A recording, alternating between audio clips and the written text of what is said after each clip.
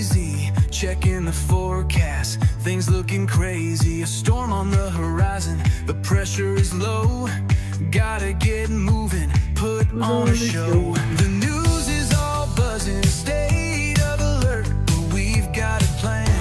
We're ready to work. Emergency Management Associates. We're here for the crisis, we're here for the fates. From the first sign of trouble to the all clear sign, we're on the front lines.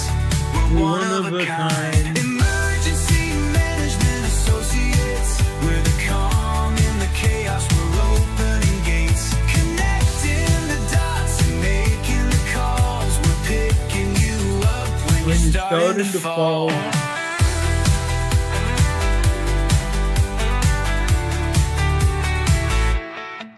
See a little fire or a rising flood. We're a well-oiled machine. We're running in the mud. From the city hall meetings to the rescue teams, turning worst case scenarios into hopeful dreams. We're training the people, we're stocking the gear. We're the team you can count on when trouble is near. Emergency Management Associates.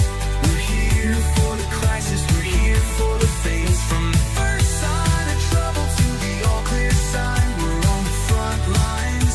We're one of a kind. Emergency Management Associates. We're the calm in the chaos, we're opening gates. Connecting the dots and making the calls. We're picking you up when you're starting to fall. It's more than a job, it's a calling, you see.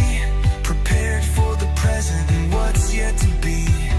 Every second counts, we're ready to react for our communities. We're making an impact.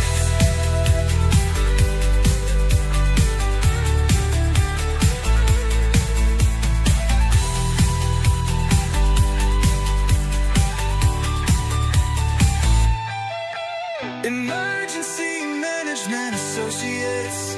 We're here for the crisis, we're here for the fates. From the first sign of trouble to the all clear sign, we're on the front lines. We're one of a kind. Emergency Management Associates. We're the calm in the chaos, we're opening gates. Connecting the dots and making the calls. We're picking you up when you're starting to fall. Yeah, we're picking you up wherever you go. EMA, let's get this show on the road. Let's get this show on the road. Emergency Management Associates is on the air. How about that, guys? We're here for you whenever it calls. We're here for you when you're starting to fall. Emergency Management Associates, guys, we're here on the air right now, today, immediately, right here for you. How about that? How about that, guys? Ready for you. Are you ready? Should we get this show on the road? I think so. We want to welcome everybody that's joining us. Arnold's here. Hosea's here. Heidi Petrick is here. Renee Steffi is here. Everybody's here, guys. We're hoping to get everything going right now. Okay? Now, I want to start off this program with a lot of information for you. Okay? First off, right off the top, guess what's happening? Guess what's happened today? Have any ideas, guys? Have any ideas what's going on? Let's start with Mount Rainier again, okay? This continues, okay? But the Pacific Northwest Seismic Network and the United States Geological Survey denies that anything's going on at Mount Rainier. Let's see it from the media standpoint in Washington State. If you scrolled on social media in the last 24 hours, you might have seen a troubling Daily Mail article making the rounds regarding Mount Rainier.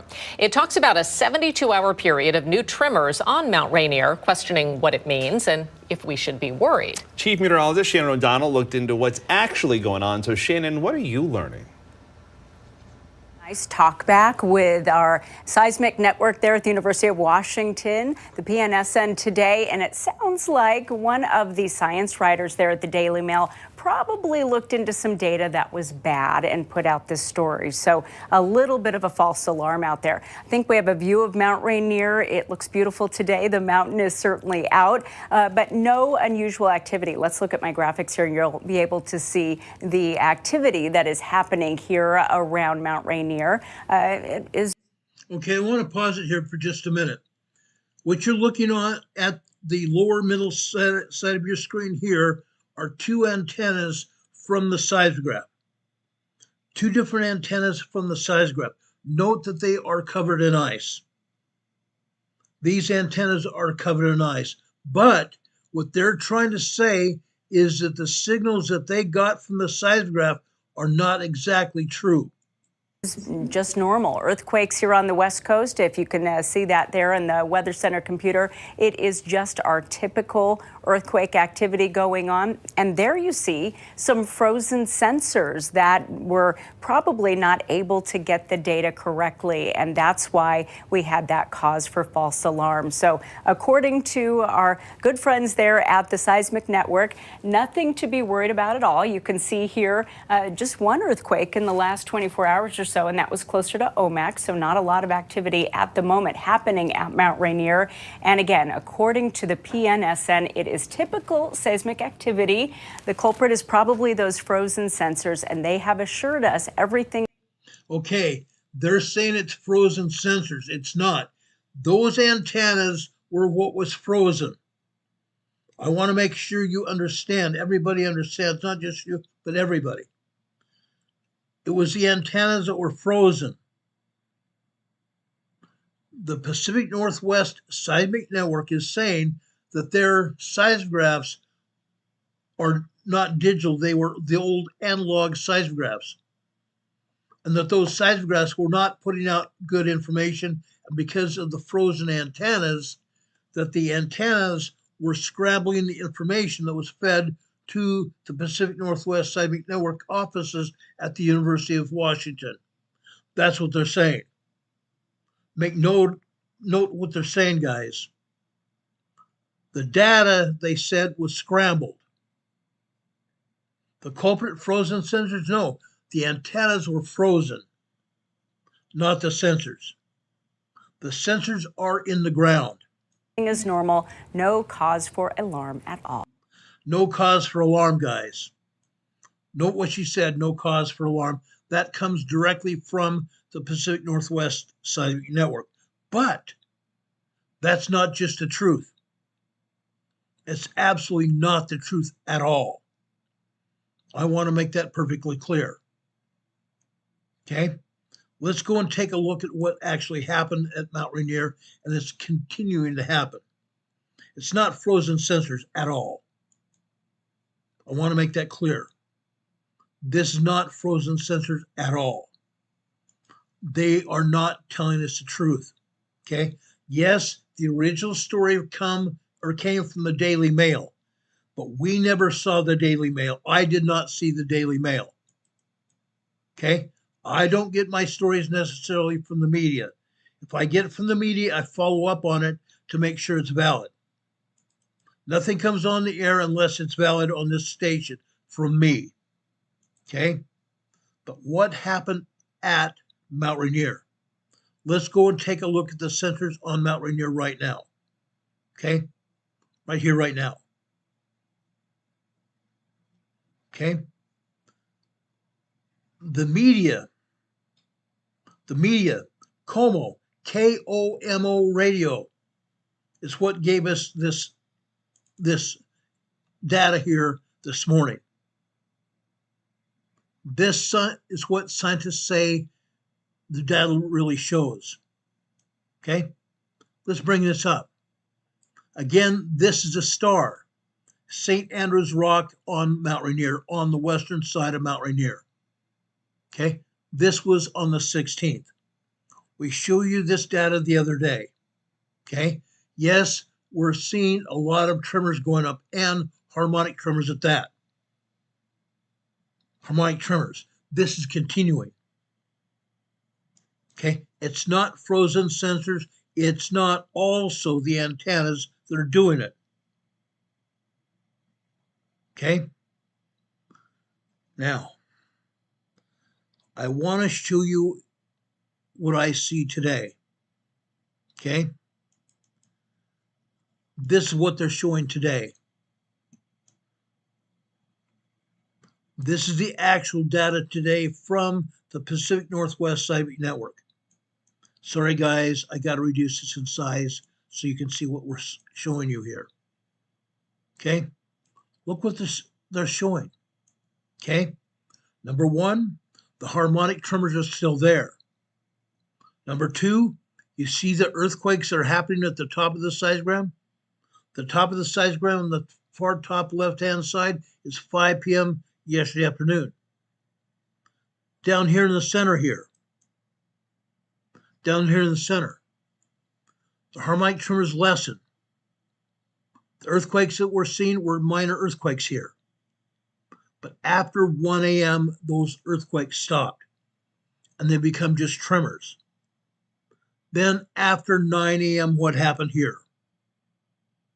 9 a.m. this morning, the harmonic tremors stopped. But the tremors still continue. It wasn't harmonic, the tremors were still continuing. And yes, we had some 1.8, 1.9 tremors and 2.0 minor earthquakes after that. Okay, this afternoon, after approximately 1:13 this afternoon, 2.0 earthquakes. Now, if the ice was the culprit, why did it change this afternoon? Why did it change late morning, early afternoon? Okay, again, the researchers or the scientists are saying, oh, it's just frozen data, frozen sensors. That's not necessarily the truth. Let me show you another one I picked up this morning. Again, this is a different location. Actually, no, I'm sorry. It's not a different location. It's the same seismograph, but this is a different channel. This is the EHZ channel right here, showing the same data. The exact same data, guys. Different channel this time, but showing the same data. Let me show you another one here. This is the EHN channel, showing you the same data, meaning that the agency is controlling this. If they're showing the same data from channel to channel, this is only a 3-channel seismograph, if they're showing the same data from channel to channel, what does that say? That means they are manipulating the data. They are manipulating the data. Okay? Hurricane Heather is talking about a high pressure atmospheric system moving over the Pacific Northwest. And yes, that will melt the ice on the antennas. But again, why are they showing the same data over and over again on the other 2 seismograms? Why? That's because they don't want you to see the real data. They don't want me to see it. They don't want you to see it. Okay? That's what they're saying here at Mount Rainier. Let me show you a couple other seismograms at Mount Rainier to show you what is going on there. Okay? Let's go over to Camp Muir over on the north side of the volcano. Look at this. This is the HHN or the BHN channel at Camp Muir. This is the VOF waves here caused by the magma going into the magma chamber here at Camp Muir. Look what happened early this morning. Let's look at early this morning. After midnight, it got really crazy, didn't it? That means there was a tremendous amount of magma entering the magma chamber here at Mount Rainier being recorded at Camp Muir seismograph. Look at that. There was a lot of magma before that, but a tremendous amount of magma surged into the magma chamber after midnight, continuing until just after 5 a.m. this morning. Look at that. Camp Muir is alive and well. Camp Muir is alive and well, guys. The volcano is moving. Let's look at Camp Sherman here.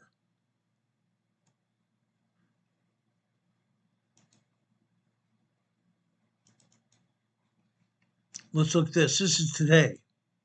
Okay. Yes, we see some tiny tremors here. We see some microquakes here as well. We see some minor earthquakes here as well, except for this one down here at the bottom on this red line. The red line on the left-hand side is 12:15. Here in the center,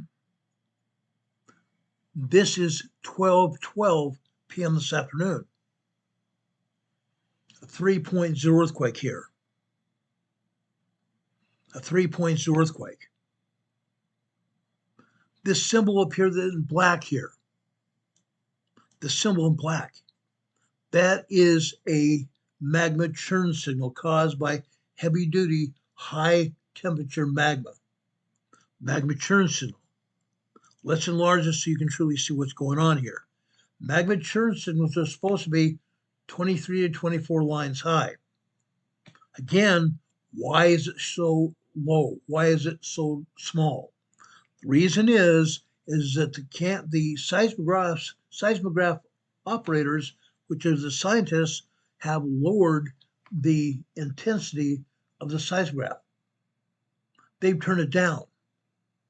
They don't want anyone to know exactly what's going on. They turn down the electronics on the seismograph so it does not report exactly what's going on. Again, the magma churn signals are supposed to be 23 to 24 lines high. Let's count the lines here. First off, 1, 2, 3, 4, 5, 6, 7, 8 lines high. This seismograph has been turned down to about 30% of real world, 28 to 30% of real world, which means what we're seeing on this seismograph is not real. It's not real. What is real is this. What we're seeing here is larger than it's being shown as. The activity on this seismograph here is less than it is supposed to be. Just to the right lower side of that magma churn signal, you see an earthquake. Now this appears to be a 3.3 earthquake. If that's the case here, this earthquake is a 4.0 earthquake. 4.0 earthquake.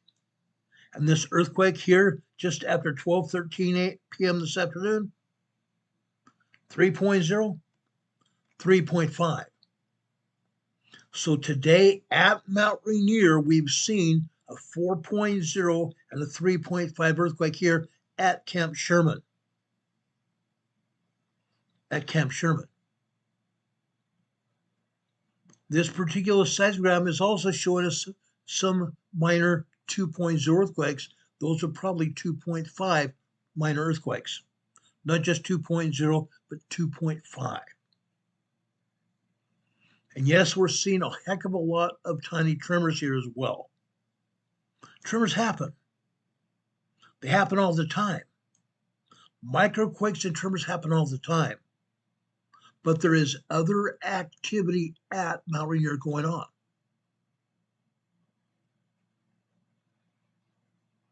Catherine Sigerson says there are more earthquakes in the cold, which is true.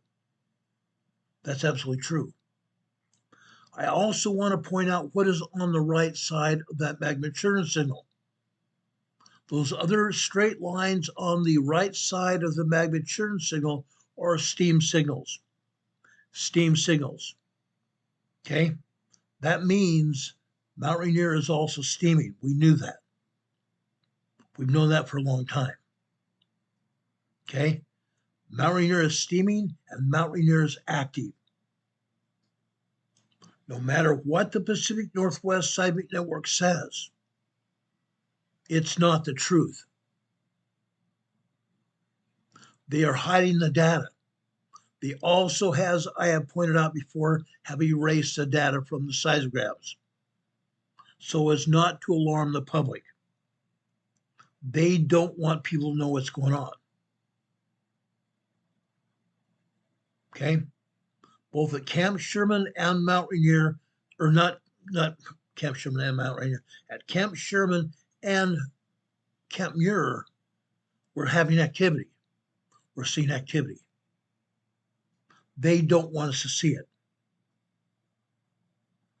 They don't want to see exactly what's going on. It's plain and simple. They've been doing this for a very, very long time. They know exactly what is going on with this volcano. They know what's going on with every one of these volcanoes. They're hiding the information. We've proven it. Over the last almost 6.5 years, actually over 6.5 years that we've been showing you data, we've shown you that they're hiding information, failing to be truthful with what's going on. I want to make sure everybody understands that. Let's take a look at Mount St. Helens as well. This Mount St. Helens today coming from September lobe. The seismograph that sits on top of the summit of the volcano on spindly legs. That's why they call it September lobe a spider. A spider. What are we seeing here? Over on the left-hand side center here, okay, this would appear to be a 3.2, 3.3 earthquake. We do not have a magma churn signal here to say whether they turn it up or down here. They always turn it down. This may actually be a 4.0 earthquake here at Mount St. Helens again. Showing here is a 3.3. It can actually be a 4.0 earthquake here at Mount St. Helens. One more seismogram coming from Mount St. Helens is the magma signature page on the seismograph. Again, this is the BDFCC01 channel on the seismograph. Look what's showing.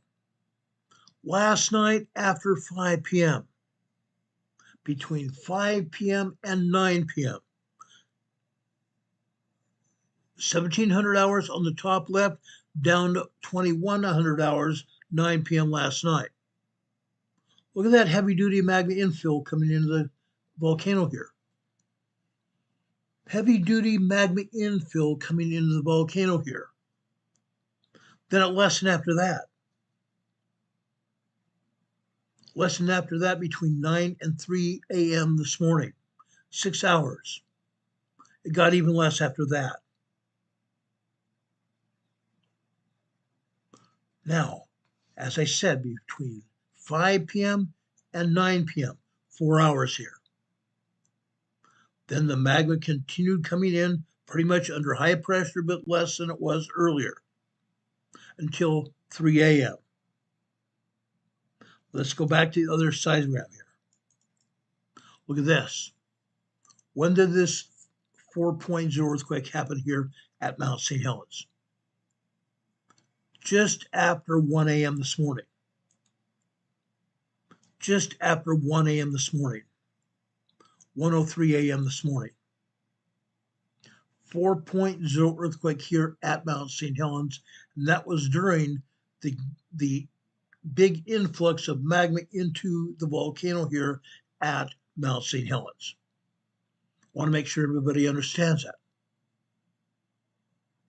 Mount St. Helens and Mount Rainier are both showing signs of an impending eruption at some point in time. I'm not going to say that Mount Rainier is going to erupt anytime soon. I don't know. Nobody knows.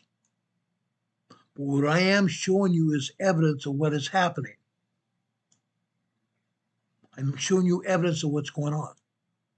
I will never, ever tell anybody that they need to move. I'll never ever tell anybody to get out of Dodge. Why do we give you this information then? So you can make up your own minds about what you want to do. We talk about emergency preparedness all the time. We're going to continue to talk about it till our lips are blue, when we can't talk any longer. But the fact of the matter is this: earthquakes are continuing to hammer both mountains. Seismic activity continues. It has not relented. Seismic activity continues. It's ongoing.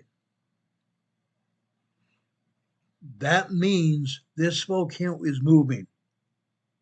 It's moving in a larger way than it was even moving 5 years ago. Okay? But I'm showing you the status so you can understand what's going on, number one, so you can make decisions for you and your family. We have quite a few people that watch this program that live in the Pacific Northwest. I want to make sure you have the data so you can make up your minds what's going on here. Mount Rainier is moving, and it's moving in a large way. It's moving in a very large way. This is a picture of Mount Rainier today. Okay? I want to show you this. Now, I want to talk about some other things here that are also very important. In regards to Mount Rainier, okay, the PNSN is saying it's a false alarm. What was reported on Como Radio, KOMO, Mount Rainier is not about to erupt. Seattle scientists debunked the rumors. They said it was a false alarm. They're blaming it on the Daily Mail from Europe, from England. They're saying the actual cause of the erratic signal that was recorded on the high altitude seismograph station STAR, St. Andrews Rock, was determined to be a radio interference. Radio interference. Interesting. Radio interference from the ice on the antenna. They said it was mostly caused by ice buildup on the antenna. Doesn't work like that. Radio signals go through ice like water. Radio signals go through ice like water here. Okay? The Pacific Northwest Seismic Network says scientists confirm that the volcano's seismicity is normal. They have kept the watch alert as green normal, emphasizing that any real tremors would clearly and immediately be detected on multiple monitoring stations, which they have been. What have we been showing during the last month or so? Elevated activity at Mount Rainier at multiple stations. Camp Muir and Camp Sherman as well, especially at Camp Sherman.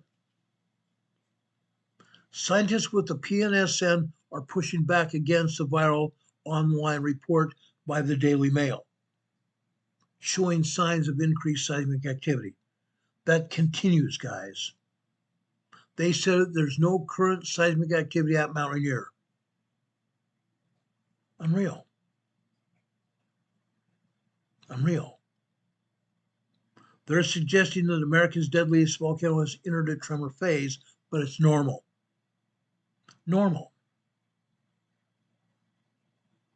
Incredible.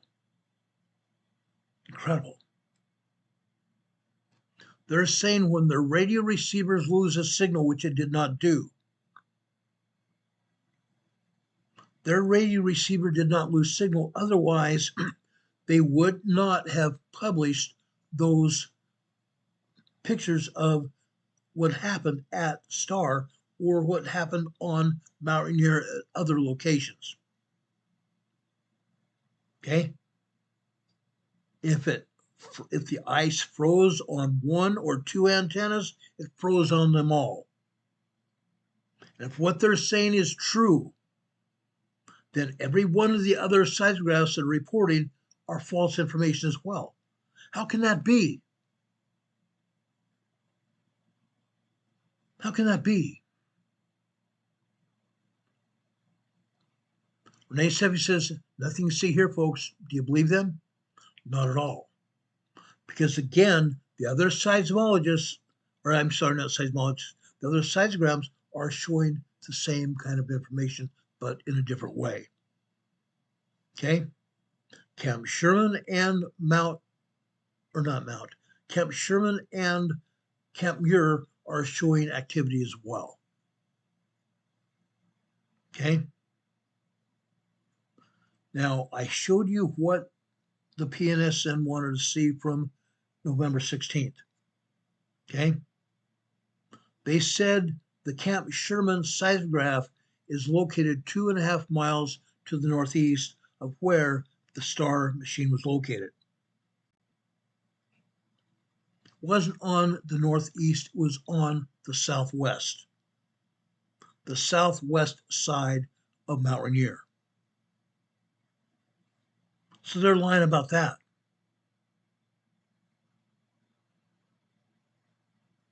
Okay? But what the PNS is saying, if there were real tremors or earthquake activity beneath the volcano, the experts would say and would appear simultaneously across multiple stations around Mount Rainier, not just one. It did. The activity appeared on multiple seismographic stations all around the volcano, not just STAR, not just St. Andrews on the western side of the volcano. Okay? It appeared in different ways, different signals, but it was the same information. Earthquakes are continuing happening at Mount Rainier. They're happening at Mount St. Helens as well. Regardless of the stormy weather, these seismograms have been put up. The seismographic stations are still reporting. They're trying to make excuses for what got out. But the information is still the same. The information is still the same. The recent stormy weather at Mount Rainier did not cause the interference. The winds did not cause the interference, as they first said several days ago. The icing of the antennas did not cause the interference either. Renee Sevi's put out a flood advisory issued by the Weather Service for the National Weather Service out of Hanford, California, for Kern, California. Flooding caused by excessive rainfall continues all over Southern California. Literally all over Southern California. From Central California south. They've had excessive rainfall and now they're having flooding. We've talked about this before. It's going to be ongoing. Okay?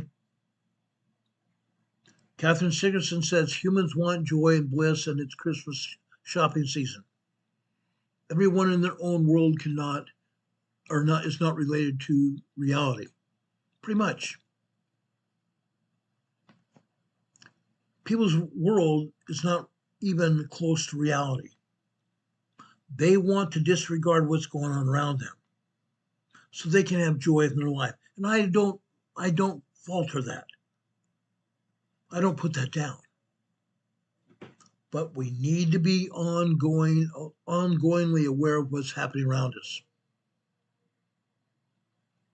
Kitty Haven is asking, are there any quakes large enough for locals to feel them? Yes. Yes, there are. Multiple people on different reports have said they have felt earthquakes coming from Mount Rainier. From Snoqualmie, which is some distance from Mount Rainier. People said they felt earth movement. they felt magma movement underneath the surface where they live. It feels like hydraulic fluid moving beneath the ground.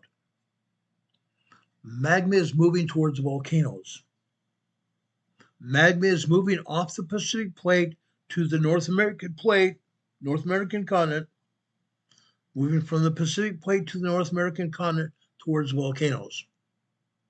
Hydraulic fluid. One of our guests several weeks ago talked about it.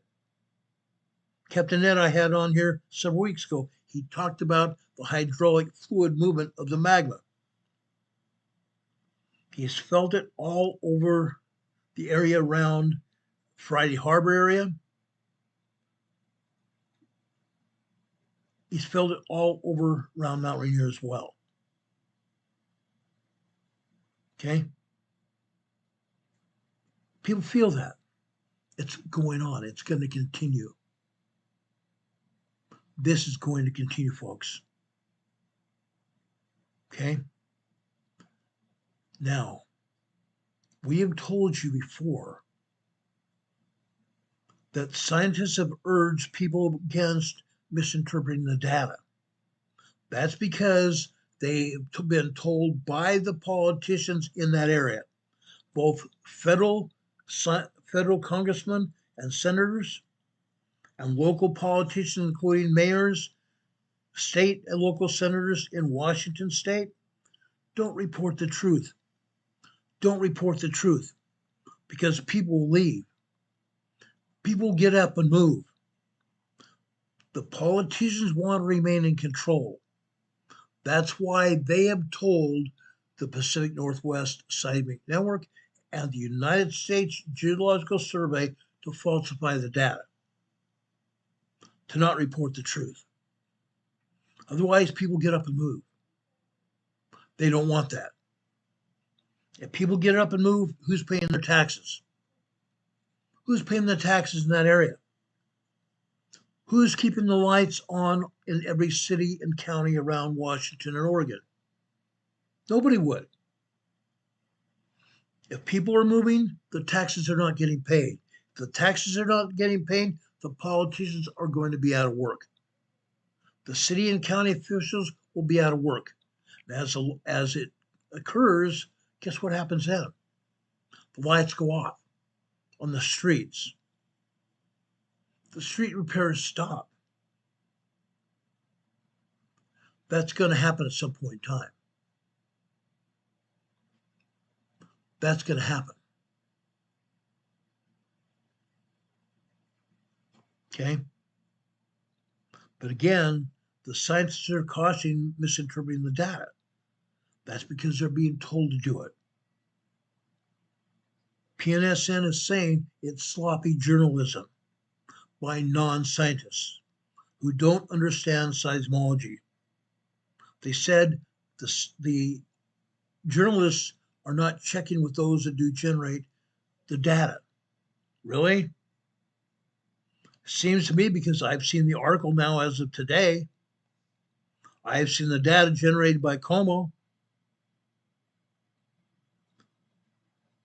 The people in England saw the data as well, and they reported on it. They did not misinterpret it. The other seismological stations are also reporting the same data, but in a different way. PNSN and the USGS is calling it icing on the antennas. That does not stop the signal from being sent from the mountain to University of Washington people. Incredible what they're trying to tell us. Don't even think about looking at it. It's nothing. Okay? Just like the Wizard of Oz, don't look behind the curtain. Ignore that man behind the curtain. Ignore that man behind the curtain. How many years has this been going on? How many years has this been going on, guys? A very, very long time. A very long time. and it's still going on today. Now, before I continue on further with this broadcast, I want to pay tribute to two other individuals that lost their lives during the past couple days. This first one was a paramedic here in North Carolina. Her name was Mary Jolly. Mary Jolly being a paramedic doing her job here in North Carolina. Early Saturday morning, off-duty Gaston County paramedic Mary Jolly was driving on Interstate 95 in Brevard County, Florida, when she observed a man who was gravely injured following a series of crashes that occurred just a few minutes prior.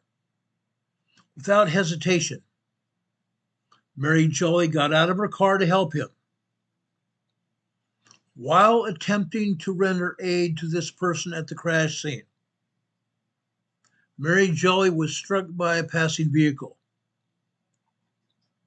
The young paramedic was airlifted to the hospital in critical condition. She'd fought for 2 days before succumbing to her injuries on Monday this week. The victim she gave her life to help also did not survive. Mary Jolly was a highly respected and decorated paramedic whose commitment to service was evidenced each and every day that she put on the uniform. Mary served with the Gaston County EMS since 2021, contributing as a member of the Swift Water Rescue Team as well, earning the recognition as B Shift Outstanding Paramedic in 2023. Earlier this year, she was working on the GEMS crew that saved someone's life who was having a heart attack during an emergency. In every emergency, Mary Jolly brought not only her medical skills, but also a calming presence and a kind heart. Mary was the kind of calming presence and a kind heart that you wanted by your side in your most vulnerable moments. Mary represented the finest qualities of EMS professionals: dedication, courage, and commitment for every person she encountered. And she always went that extra mile to make sure her patients knew that she was there for them. Mary Jolly was 27 years old. This was posted on Facebook and other media by her mother following her passing. Mary's smile has left us, but her impact is just beginning. We are pursuing organ donation to the greatest degree possible given the circumstances and making her our superhero. Mary is now watching over all of us in heaven with her deep love, and she's in our hearts forever. Mary Jolly, End to Watch, Saturday, November 15th. God bless you, Mary Jolly, and thank you for your service. We appreciate it.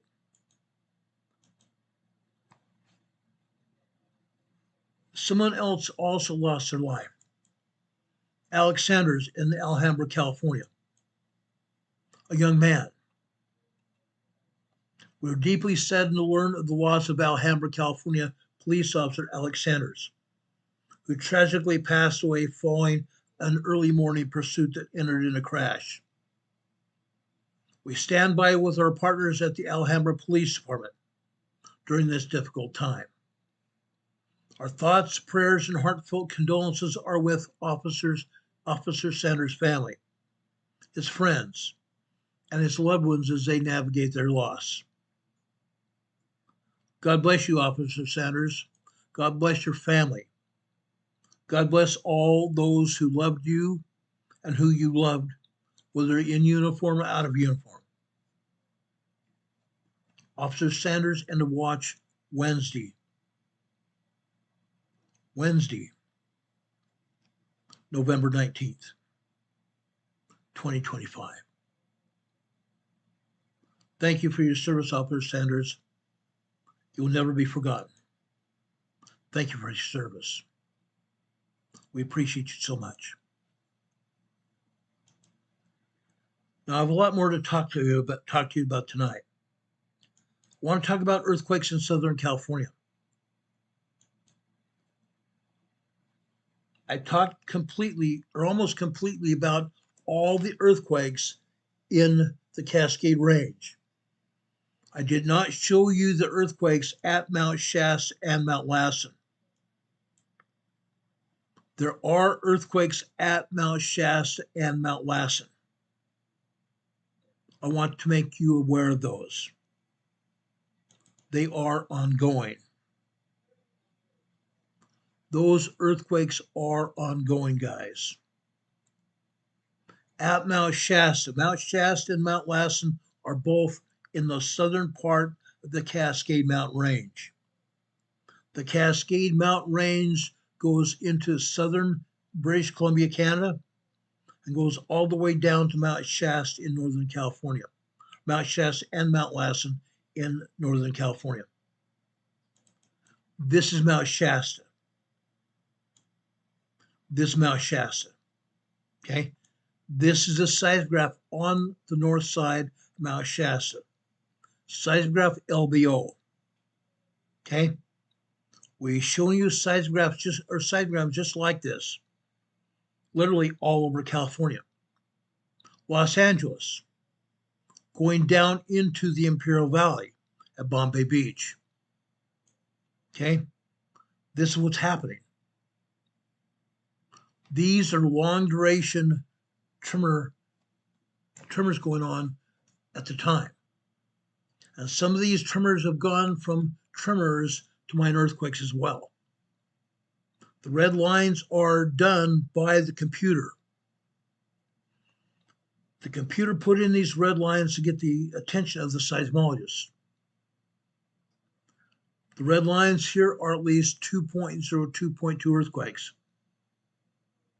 Each one of these are long duration tremor activity, ultimately culminating in at least a minor earthquake here.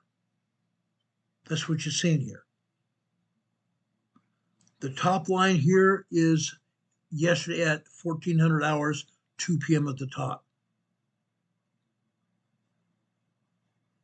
Then we drop down into yesterday evening. Look at that. Tremor activity here. And it culminates in minor 2.0, 2.2 activity. Then what happens this morning, early this morning?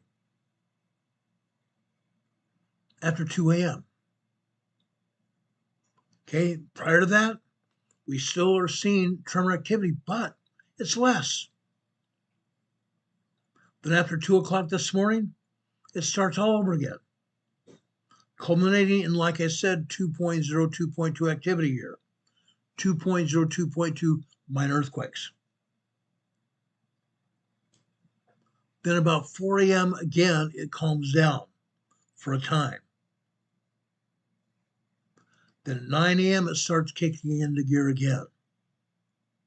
Calms down before 10 a.m. Then it starts up this afternoon. Look at that. Between 1 and 2 p.m. this afternoon. Mount Shasta is alive and well. Now, they've had the LBO seismograph shut down for years. The LBO seismograph has been shut down for years, guys. This is the first time we've seen the LBO seismograph come up in a very long time. But I want to show you this because it's happening. Mount Shasta is alive and well. Mount Shasta is moving. Let's take a look at Mount Lassen. Mount Lassen. This is the LWPB seismograph. The LWPB seismograph that's reporting this data. Again, the top line here is just about 2 p.m. last night, or yesterday afternoon. Yes, we're seeing some tremors here, very light tremor activity. Then after 7 p.m., which is 1900 hours here on the left-hand side, all of a sudden the magma starts kicking into gear here at Mount Lassen. The thicker lines here are called magma pulse signals. Magma pulse signals. Magma moving inside the volcano. The thicker the lines, the more magma coming into the volcano here. That's what we're seeing here. Yes, we're seeing thicker, long duration lines here. You're also seeing vertical lines through the horizontal magma lines. Those vertical lines here are tremors being caused by the magma coming into the magma chamber at Mount Lassen, causing earth movement. Fracturing rock is caused earth movement, which we interpret as earthquakes, tremors. Tremors. That's what's going on here. That's what's going on here. 2 o'clock this morning, or after 2 o'clock this morning, the amount of magma dies down some. But as we know, why does the magma go down after a certain time period? Why do earthquakes decrease after a certain amount of time? Because the seismologists turn down the seismograph. The seismologists turn down the seismograph. That's what we're seeing here. Then after they get back going in the morning, guess what? They turn the seismograph back up. And look what happens. After 8 o'clock here this morning, we have more tremors and more earthquakes as well.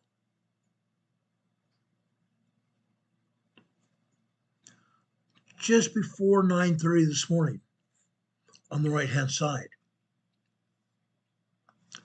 about 9:27, 9:28 this morning, we had tremors building up to 1.8, 1.9 tremors, building up to 2.0 earthquakes. Then at 9:30, we had a 2.5, 2.6 earthquake on the left-hand side where you see 9:30 here. The red line is computer generated. Immediately we have a secondary quake here, a secondary wave. Just tiny tremors out to the right of that primary wave. Then it picks up again. Immediately we have tremors again, picking up to 2.0, 2.2 earthquakes. Within about 20, 30 seconds, the activity picks up. And then the agency cuts off the bottom and the top of the tremor signal. They cut off the bottom and the top of the seismic signal. The seismic signal in this case lasts about 40 seconds. It shows here at least a 2.5, 2.6 earthquake.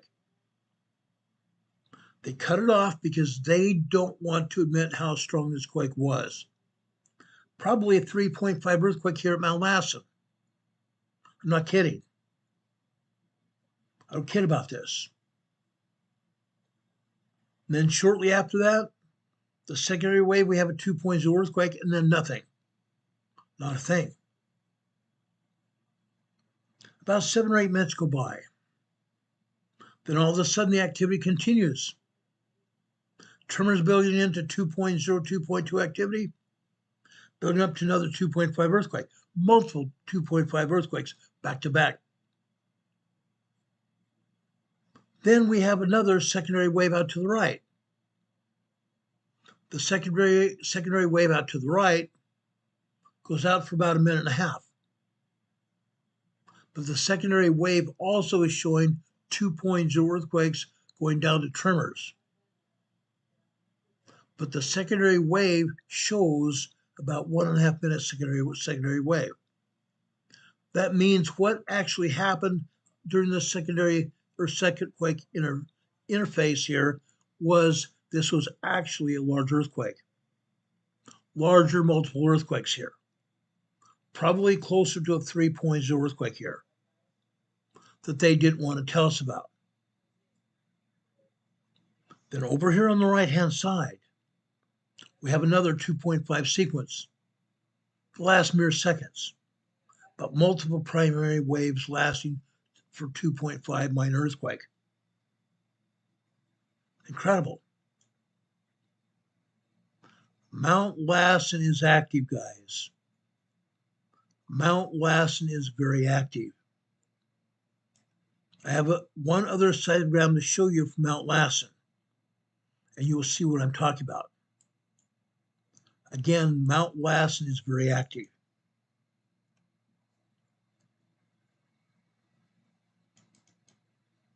Look at this.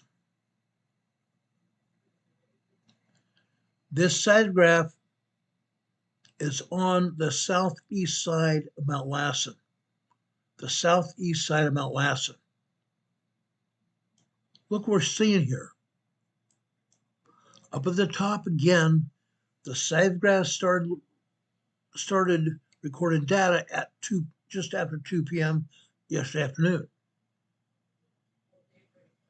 Then, just about 9:15, 9:30, we're seeing these magma pulse signals. These magma pulse signals. The thicker the lines, the more magma coming into the magma chamber. The thinner the lines, less magma coming into the magma chamber. We're all seeing those vertical lines. These are called tremors, caused by magma coming into the magma chamber here at Mount Lassen, causing tremors. Rock fraction causing tremors. That's what we're looking at here. The thicker the lines, the more magma coming into the magma chamber here at Mount Lassen.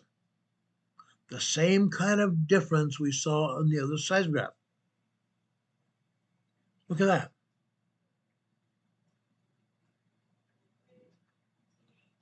Now, there's a time period here. There's a time period here before 7 a.m. where all of a sudden there's a lot less data. But after about 8:30, 9 a.m. this morning, guess what happened? They turned the seismograph back up. And then all of a sudden we have more data here. We have more earthquakes. And this data matches the other data we just got through showing you. Matches it per incident. Matches it per incident. Again, the thicker the line there that's cut off at the bottom and the top, probably a 3.0 earthquake. 3.0 small earthquake. Okay. Any questions about Mount Lassen or Mount Shasta? I want to make sure you understand what's going on here. Kitty Havens is asking, do these solar flares have any effect on seismic activity? They sure do. They sure do. What's the effect? Let's talk about that. What's the effect that solar flares have on the earthquakes? As we've told everybody before, the solar flares launch out from the sun. They come out to the planets as that solar radiation. It's called plasma radiation. As that solar flare, that plasma radiation reaches out into space and it hits a planet.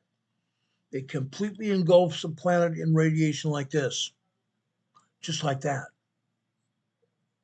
But what happens? Yesterday we talked about our magnetosphere having a hole in it in the south central part of the Atlantic Ocean. The south central part of the Atlantic Ocean. They call it an SSA, a Southern Atlantic Anomaly. A Southern Atlantic Anomaly. Okay? SAA. I'm sorry. I said SSA. It's an SAA. a southern Atlantic anomaly. Great big hole in our magnetosphere. Now, at the end of a solar maximum, our magnetosphere would be protecting Earth to the maximum extent possible. But we've only been in a solar maximum for about 2.5 years. During the solar minimum, our magnetosphere lessened its intensity. It thinned out. Our magnetosphere is supposedly building together again. But we have a great big hole in the magnetosphere. The magnetosphere protects Earth from incoming asteroids, incoming solar radiation, or even electromagnetic radiation from the planets aligning. Yes, planetary alignment causes electromagnetic radiation to reach the Earth as well. All this radiation goes through the magnetosphere, especially in the area when the Earth facing the sun is at that hole in the magnetosphere. When that happens, the intense solar radiation, the plasma radiation, comes through that hole and reaches the Earth. Reaches the Earth and goes through our atmosphere. As it goes through our atmosphere, it heats up the atmosphere as well. We have atmospheric heating. But when the plasma radiation reaches the surface of the Earth, it heats up the tectonic plates and it heats up the earthquake faults. All the gunk and grime that holds the plates and the earthquake faults in place is turned to a greasy, oily-like substance. All the dirt, all the sand, all the rock, all the biological material that's been holding the plates and the earthquake faults in place is turned into a greasy, oily-like substance. That allows the plates to more freely move like this, allows the faults to also more freely move like this as well, causing earthquakes. It allows the faults to more freely move and the plates also to more freely move. Okay, we've seen earthquakes up in the Pacific Northwest, the Blanco fracture zone off the coast of Bend, Oregon, down in California as well. Down in the biggest tectonic plate movement, the tectonic subduction area in the world, Southeast Asia. We've seen a bunch of earthquakes, no matter how much the USGS tries to say nothing happens there. We know for a fact there are earthquakes there because the European agencies reporting them. The other agencies are also reporting the earthquakes. USGS does not. They don't want people to know what's going on.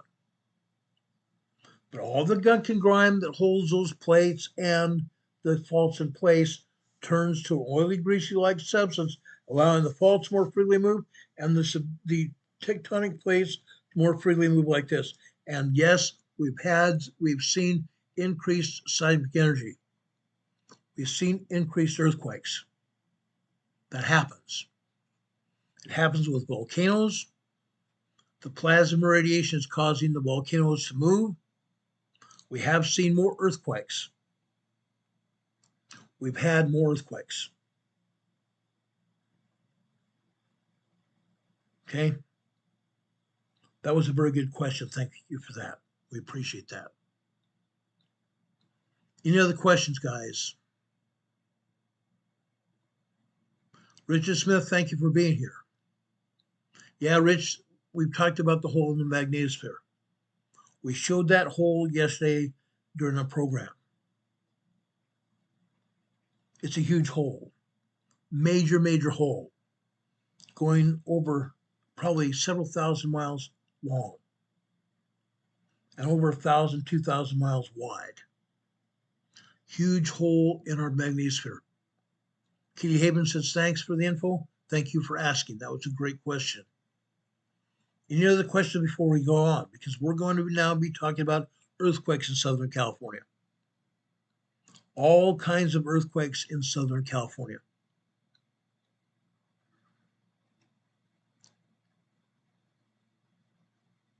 I want to go down to Los Angeles. I want to go down to LA now. Okay. The USBS on their map does not even hardly show what's going on. Okay. They show some activity on the eastern side of Los Angeles, but nothing really. Nothing real at all. But there is activity. Off the western coast of Los Angeles, this is a seismogram that's showing the activity over on Channel Island. We've had an increase in seismic activity on Channel Island from last week to this week. Yes, it is still tremors. We're still seeing tremors, but we've had an increase in tremor activity here. You guys, when we talked about this last week, you probably remember there's hardly any seismic activity movement, hardly any tremors, but there has been a tremor increase here on Channel Island. It's increased. Okay. Let's go out to the desert to Bakersfield. Here in Bakersfield, we've also seen an increase in activity here. These are all tremors as well. Now I expect by next week we may have minor earthquakes hitting here in Bakersfield, California. Tremors and minor earthquakes cannot be felt. Microquakes, tremors, and minor earthquakes cannot be felt. They're too small. But we need to show you what's going on. Because when that happens, when there's an increase in activity, that means larger felt earthquakes are coming or are hitting presently. We've seen minor earthquakes hitting, and we've also seen small 3.0, 3.5 earthquakes as well. The same day, within hours. This is Bakersfield. Bakersfield is on the San Andreas Fault. The good old San Andreas Fault.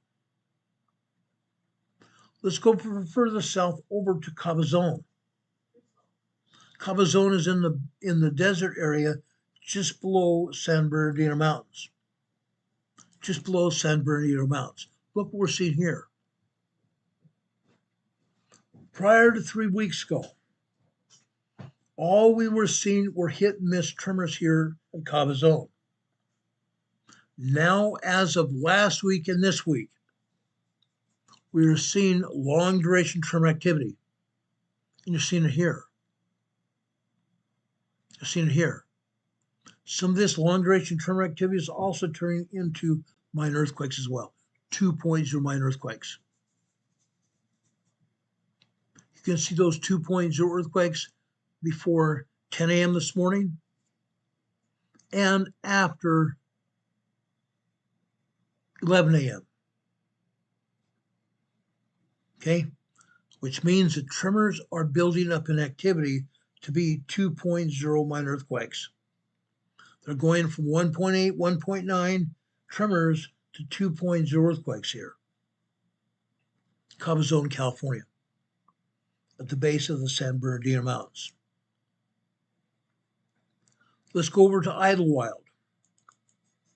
Idlewild is in the San Bernardino Mountains. It's an old mining town.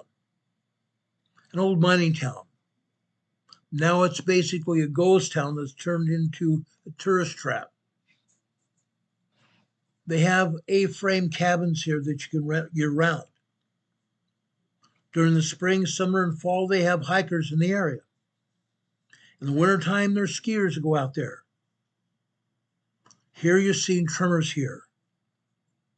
On the USGS map, if they show it, they show 1 or 2, 1.1, 1.2 tremors. Yes, we are having 1.1, 1.2 tremors, but the tremors are all over the map here. The tremors are all over the seismogram. They're occurring every hour of every day, multiple times every hour. Multiple times every hour. Sometimes almost every second we have a tremor here. Idlewild, California. Besides cabins there, they have restaurants. You can buy any kind of food that you could ever think of in Idlewild, California. So you can go there to hike or camp, you can go there to play, and at the same time you can go into town and have Italian food, for example. You can have Mexican food. You can have German food. Almost any kind of food that you could ever think about is in Idlewild, California. How do I know? Because I've been there.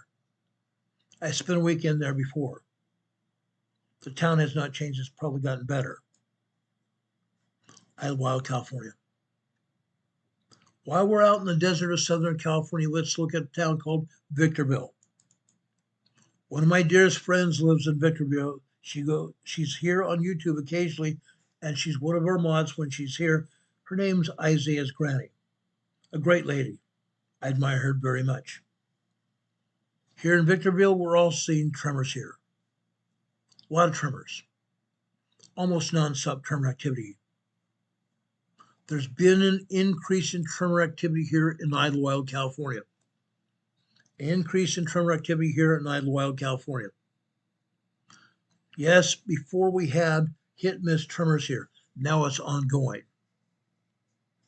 It's literally ongoing. Yes, occasionally the tremors back out to microquakes. But here we're seeing almost constant tremor activity here. 1.0 to 1.3, 1.4 tremors here in Victorville, California. Increase in activity here. Not to be outdone. Let's go down to Chino on the northeastern side of Los Angeles County. Chino, look what's happening here. It seems for the past few weeks, the tremor activity lessened. Today, we're seeing an increase in tremor activity here. Before here in Chino, we had minor earthquakes, and we may be building up to minor earthquakes again very soon. Remember that. We may see a buildup from tremors to minor earthquakes, meaning from 1.1, 1.2, 1.3 tremors on up to 2.0, 2.5, and 2.8 earthquakes. We've seen that happen earlier this year. It's going to happen again. Chino, California. Let's continue. Let's go north of Los Angeles to Del Amo, California. Look at this. Last week we had some tremors and we had only 1 or 2 minor earthquakes. 1 or 2 2.0 earthquakes. We are still seeing wall to wall, back to back, every second we have a tremor. Every second we have a tremor. From 1.1 to 1.6, 1.7 tremors here. Also, if you look closely, we are also seeing 2.0 earthquakes here. We are seeing 2.0 earthquakes throughout this seismic. You can tell on the bottom blue line we have 2 minor earthquakes here today. Just after 1:37 today. 2 2.0 earthquakes back to back there on that bottom blue line. It's happening.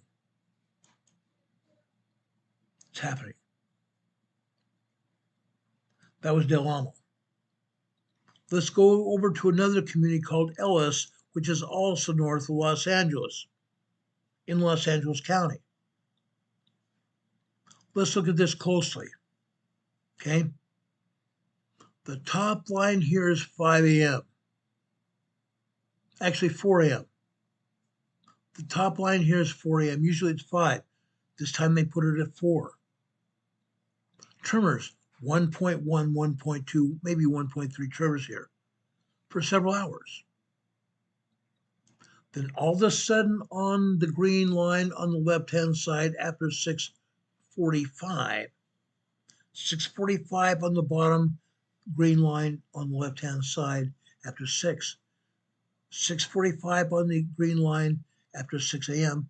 6:45. All of a sudden we have 2.4 2.5 earthquakes today. 2.4, 2.5, and maybe 2.6 earthquakes today. 6:01, 6:02 this morning. Incredible. Look at the black line after that, 7 a.m. this morning. Tremors and minor earthquakes there. Tremors and minor earthquakes after 7:40, or I'm sorry, 7:10 this morning. 7:10 this morning. Tremors and minor earthquakes there.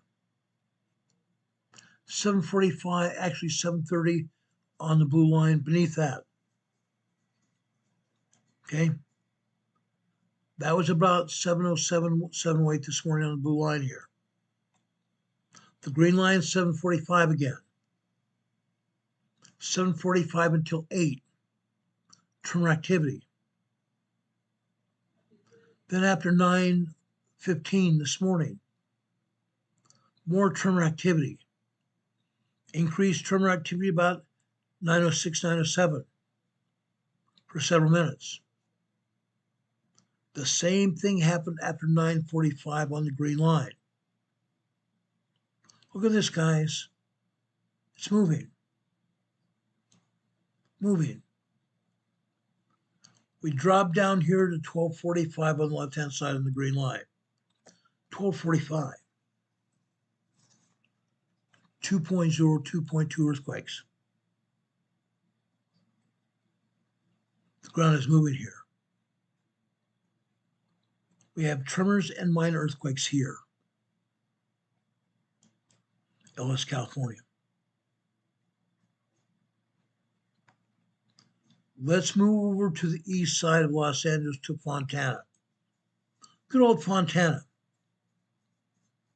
Folks, Fontana is south or southwest of what? Southwest of what? The San Andreas Fault. Just barely west of the San Andreas Fault. What's happening here? Yes, we're seeing some tremors here. All kinds of tremors here in Fontana. But folks, we are seeing 2.0, 2.7, 2.8 earthquakes here. 2.0, 2.7, 2.8 earthquakes here. The top black line over on the center right. That's a 2.7 earthquake. 2.7 earthquake. Look all over this seismograph, guys. Minor earthquakes happening all over the place. 2.0, 2.7 earthquakes all over the seismograph. In the past, we've had upwards of 3.0, 3.5 earthquakes here in Fontana. People feel the 3.0s. I don't think we've had a 3.0 earthquake here in Fontana today, but it has happened in the past. It's going to happen again. Los Angeles is moving. I want to make sure nobody is forgetting what I'm saying. The entire Los Angeles, Orange County area is moving. It's moving. We are going to see a large, very large earthquake to hit in Los Angeles very soon. Very, very soon.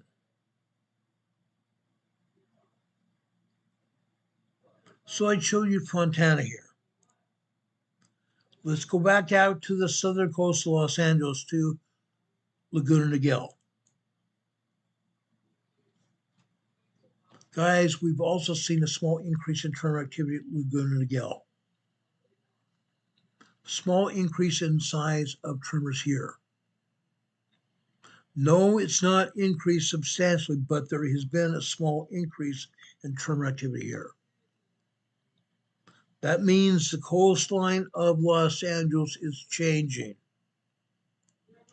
The coastline of Los Angeles is changing. That's going to continue changing.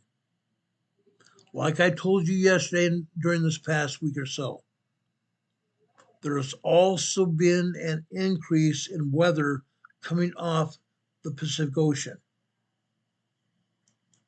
There's been an increase in weather coming off the Pacific Ocean. That weather increase is causing flooding and landslides all over Southern California. Literally all over Southern California. You need to remember that. Some of those landslides are also causing minor earthquakes. Some of those landslides have also increased to minor earthquakes. Remember that.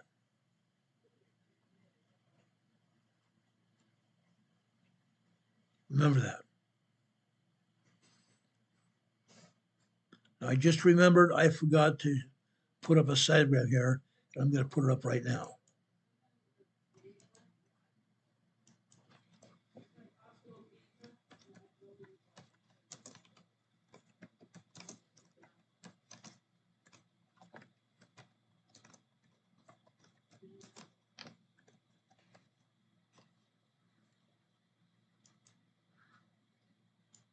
Okay. I found the one that I had omitted and I brought it back. Playa del Rey, Marina del Rey. Let me show you that right now, right there. This is Playa del Rey, Marina del Rey. This is on the northwest side of Los Angeles. Playa del Rey and Marina del Rey is a very expensive part of Los Angeles. It's interesting. We were upwards of 30 or 52 to 54 viewers just a minute ago. Now the viewers have gone way down. Apparently nobody wants to talk about Los Angeles. Nobody wants to see the earthquakes in Los Angeles. They're happening. Earthquakes are happening all over Southern California. Nobody wants to know about it. That's interesting. Guys, if you were watching this program until a few minutes ago, come back. Number one, you're wanted back. Number two, you're going to miss out on what we're having to say here. What we're having to say here is very important. This is Playa del Rey, Marina del Rey. There's a lot of money here. Millions and millions of homes here. Millions of dollars reside here in Marina del Rey, Playa del Rey area. Yes, we have not seen a seismic increase here in Playa del Rey, Marina del Rey, but we have had increases here before this year. This year. We've seen minor earthquakes and small earthquakes occurring here in Playa del Rey and Marina del Rey. Right now, all we are seeing are tremors. Nothing but tremors. People are not feeling these tremors. You can't feel a tremor or a minor earthquake, but they happen. They happen. Now, let's go over to Part E.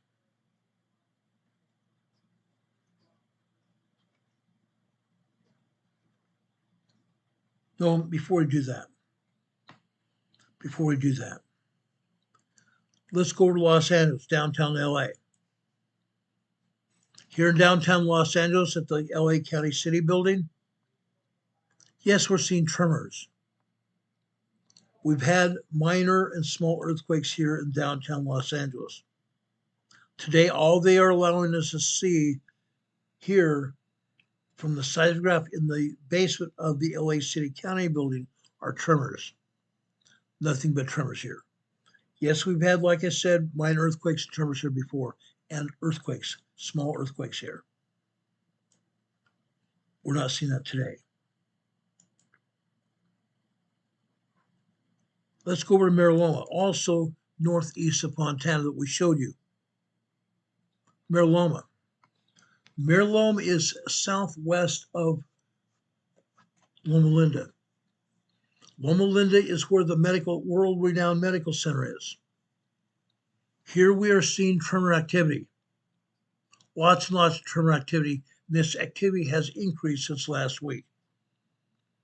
We've seen an increase in tremor activity here in Mariloma. which means Loma Linda has experienced the same thing. Increase in seismic activity here. Let's move over to Moore Park. This is north of Los Angeles, Moore Park, California. Just recently, within the last several weeks, we've seen small 3.0, 3.5 earthquakes here in Moore Park. Today, we're seeing a couple 2.0 earthquakes. All the rest of this activity here are tremors. Nothing but tremors here in Moore Park. Let's take a look at Part E. Part E, California. Here in Part E, we're also seeing an increase in tremor activity here. Lots and lots of tremors. This area is also very active. Very active. We could just as easily see a 3.0 to 4.0 here in Part E, California. It's happened before. It's happened this year. It's happened this year, guys. Okay? Part E, California. Let's go over towards the coastline. Rancho Palos Verdes. Rancho Palos Verdes. Here we are also seeing an increase in tremor activity. Up until today, it would be hit and miss with tremors. Hit and miss with tremors. Now it's occurring every few seconds. Every 3 or 4 seconds, we're seeing tremor activity here.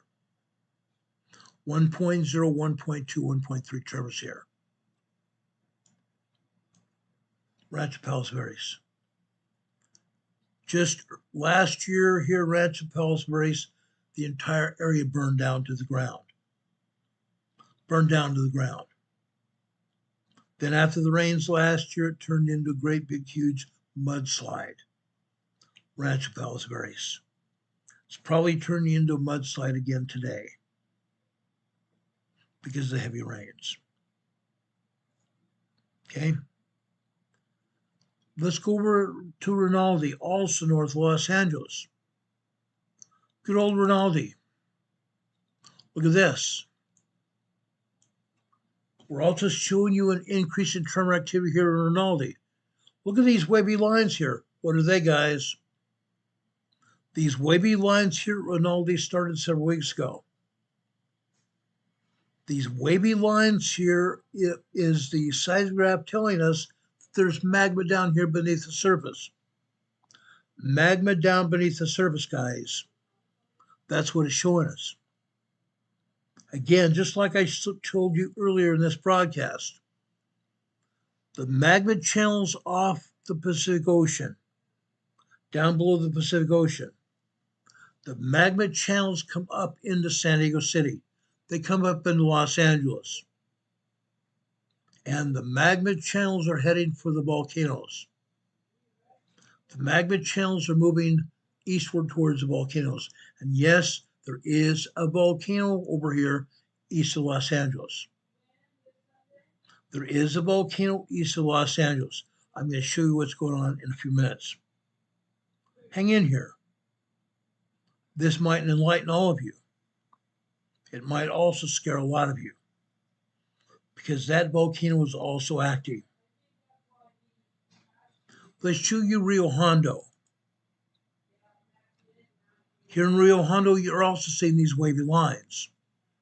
Again, there is magma flowing down beneath the surface, headed for the volcano on the eastern side of LA, Rio Hondo, California.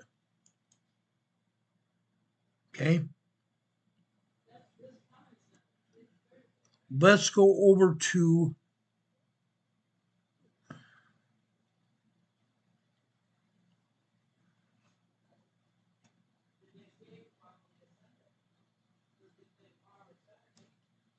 I think I've left something out here. Hold on a second.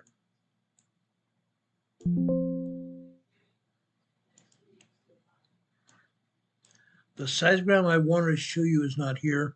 Let me quickly pull it up. Won't take me but a minute. Oh, gosh, I can't believe I skipped this one. It's important.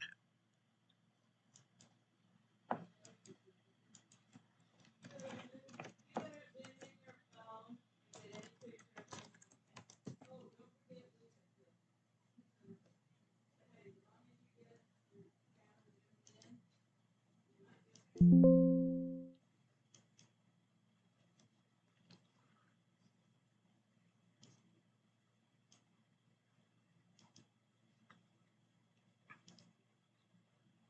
on a second.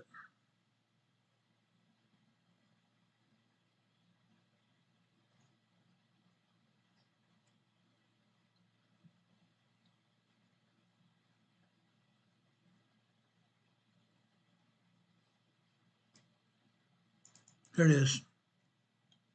This is Long Beach, guys. This is a seismogram from Long Beach. On the Southern California Seismic Energy Network, the SCEN network, this is light height. Light height is showing a lot of tremor activity and minor earthquakes as well. Minor earthquakes as well. 2.0, 2.5 earthquakes you can see in this seismogram. Starts off this morning with tremors, and up to the top on the red line, you can see minor 2.2, 2.3 earthquakes. And throughout this seismogram, you're also seeing 2.3, upwards of 2.5 minor earthquakes here. In Long Beach before, we've seen 3.0, 3.5 earthquakes, which are small earthquakes. 3.0, 3.5, 3.9 are small earthquakes. 3.0 to 3.9 are small earthquakes. We've seen 3.0 to 3.5 earthquakes here in Long Beach before. Today, we're seeing minor tremors and minor earthquakes here. This is a pretty full seismogram. Side to side, top to bottom. Doesn't stop. Seismic activity is hitting here about every few seconds. Every few seconds, guys. Top to bottom, side to side. Doesn't stop. This is a very busy seismogram here in Los Angeles, Long Beach, California. Let's continue here. Let's go out to Anaheim now. Good old Anaheim. Guess what happens here?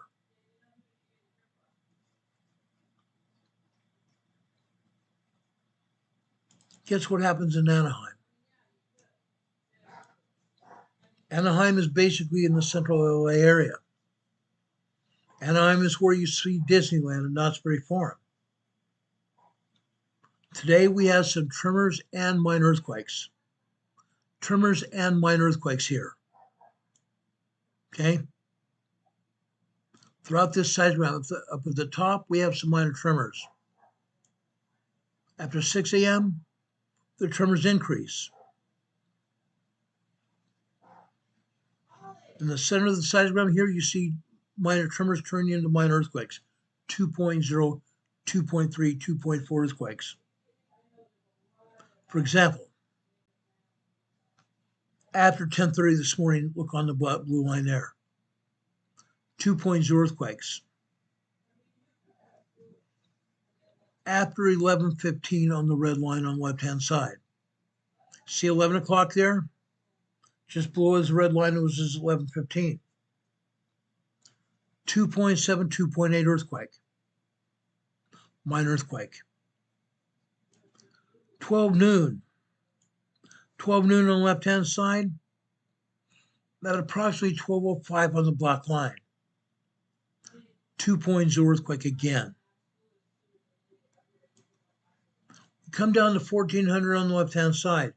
2 p.m. 2.4, 2.5. 2:02 this afternoon. 2.5 earthquake. Minor tremors after that. But before that, on the green line here on the right-hand side center here,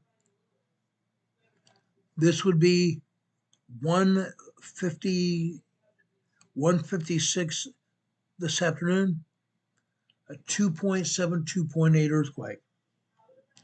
2.7, 2.8 earthquake here in Anaheim, California. Fact. You can take that to the bank. Seismic activity happening here in Los Angeles. literally all day long. All day long. Tremors and earthquakes. Now I want to go out to eastern Los Angeles. Let's look at the University of Southern California, Los Angeles. Great big huge spiraling university here. They have a seismology department. Within the seismology department, they have a seismograph. Seismograph, I should say. This is a seismogram here. The seismogram is a computer readout from the seismograph. Every day, it's the same thing. Tremors after tremor after tremor. That's what's happening here in Los Angeles. Tremor activity. All the time. Earlier this year, we had small 3.0 earthquakes here at the University of Los Angeles. One other place, actually two other places here in Los Angeles I want to show you. The first one is Walnut La Puente. Walnut La Puente, look at this. This is where we have a volcano over here in eastern LA. Walnut, the city of Walnut La Puente sits at the top of a volcano. Sits at the top of the volcano. What's at the top of the volcano? It's a caldera. The caldera is the floor of the volcano. From the last time that the volcano erupted, great big huge piece of lava rock exists there. Great big huge piece of lava rock. It's thick. It's probably a mile thick, maybe less. They have earth on top of it. After hundreds of years, there's earth, dirt, and rock on top of that. There's a city, two cities there, Walnut and La Puente. Down beneath that big, huge table of rock is magma, hammering away at that volcano plug. Hammering away at that volcano plug just like this. That volcano plug is weakening. The volcano plug of every one of the volcanoes are weakening because the magma is hitting it, causing breaks in the plug. Breaks in the plug called fissures. Fissures. 6 to 7% of all magma is water. Water. As the magma hammers away at that plug, hammering away, pressure hits that plug. Continuing. That plug develops fissures, cracks in that plug. Those cracks release carbon dioxide. They release sulfur dioxide as well. That's why sometimes when you're near or over a volcano, it smells like rotten eggs. That's what's happening here in Walnut La Puente. Okay? But here on this particular seismogram, you can see the pressure that this plug is taking. It's taking a beating. We're seeing 3.5 to 4.4 earthquakes here. Or I shouldn't say 4.0 here. 4.0. 3.5 to 4.0 moderate earthquakes here. Okay? Up at the top red line. Let me enlarge this so you can truly see what we're saying here. The top red line here is 515 on the left-hand side. Over here to the right, we're talking about 503, 504 this morning.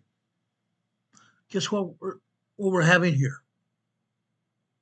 Actually, it's not 5, it's 415 on the left-hand side. Over here, it's 419. 4:19 a.m. this morning. The top and the bottom of this sequence has been cut off, meaning the earthquake that's hit here is larger than they're showing, much larger than they're showing here. This is probably a 3.5, 4.0 earthquake here. 3.5 to 4.0 moderate earthquake. This earthquake lasted over a minute and a half. Over a minute and a half. Then out to the right side of those primary waves, we have a secondary wave.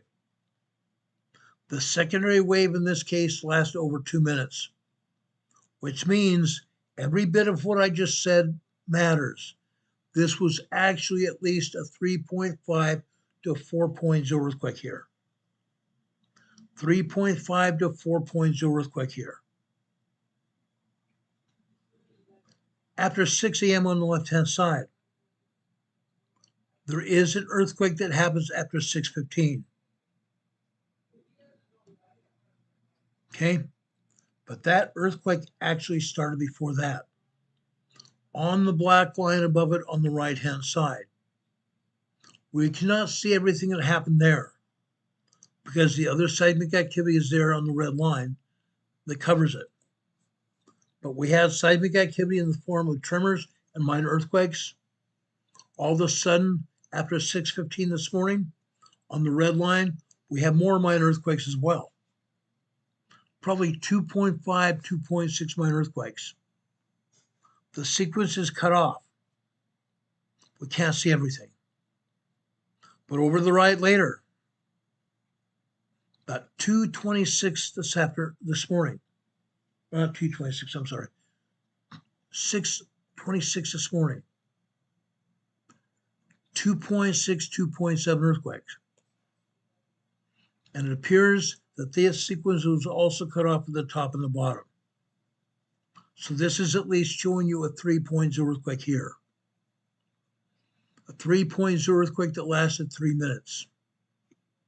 How about that? 3-minute long earthquake. Then on the next blue line, we don't see much of anything. But over on the bottom left-hand side, we do on the green line. Again, we're seeing 3.0, 3.5 earthquakes, and it appears that the top and the bottom of that sequence on the green line was cut off. Cut off. The next black line, we all see at least some 2.3, 2.4 earthquakes happening. And that sequence was also lasted at least 1, 2, 3, 4 minutes long. How would you like to go through an earthquake that lasted 3 or 4 minutes? Drive you crazy. Drive you completely crazy. 7 o'clock this morning, it was minor earthquakes. Minor earthquakes, probably for the most part. But that earthquake sequence before that at 6:45 to 6:48, 6:49, 3.0 earthquake. You would have felt your feet moving. You'd feel rumbling beneath your feet here. This happens day after day here in Walnut La Puente in Los Angeles. Day after day. Look at all these earthquakes here. These earthquakes are hitting day after day, hour after hour. They're happening now. These earthquakes are happening now. The last recorded earthquake is the bottom black line on the left-hand side. The bottom black line on the left-hand side, all we've seen are tremors. But before that, we have 145 on the green line. We're still seeing at least 3.0 earthquakes. The tops and bottom of that sequence are also cut off. But that sequence lasted 1, 2, 3, 4, 5, 6, 7, 8, 9 minutes. 9 minutes. After 5 minutes, it dies down to tremors. It picks up again after a couple and a half minutes and gets up to 2.5, 2.7, 2.8 earthquakes. That would wake you up even in the afternoon. 3.5 earthquake shaking. You could feel your desk move. You could feel your chair moving beneath your feet. You might feel rumbling beneath your feet as well. Incredible activity here. Walnut La Puente in Los Angeles is moving.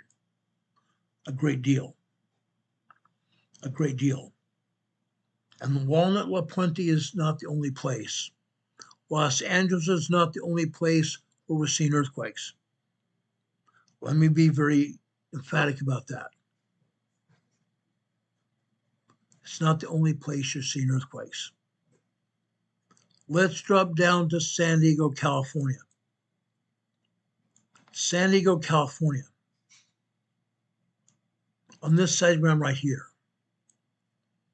The seismograph here is located in the SDG building just north of San Diego City. Just north of the main part of San Diego City. It's north of the Mission Valley Shopping Center in San Diego, if you've ever been there. Here we see a bunch of tremors, but we're also seeing a minor earthquake here as well. Minor earthquake on the green line after 5:45 this morning. Top green line on the left-hand side is 5:45. You see this long vertical line here? Or I should say a longer vertical line? That happened at 5:53 this morning. 5:53 this morning, that's a 2.8, 2.9 earthquake. 2.8, 2.9 earthquake.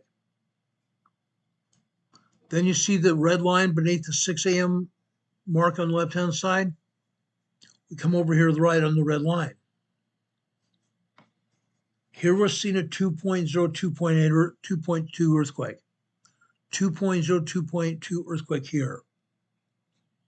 This one happened at approximately 6:28 a.m. this morning. 6:28 a.m. this morning, a 2.0 minor earthquake. No, you're not going to feel a minor earthquake. You're not going to feel a minor earthquake, but it happened nonetheless. San Diego is alive and well. This earthquake, this seismograph is picking up vibrations, picking up seismic signals from an earthquake fault right beneath it. How about that? It's called the Rose Canyon Fault.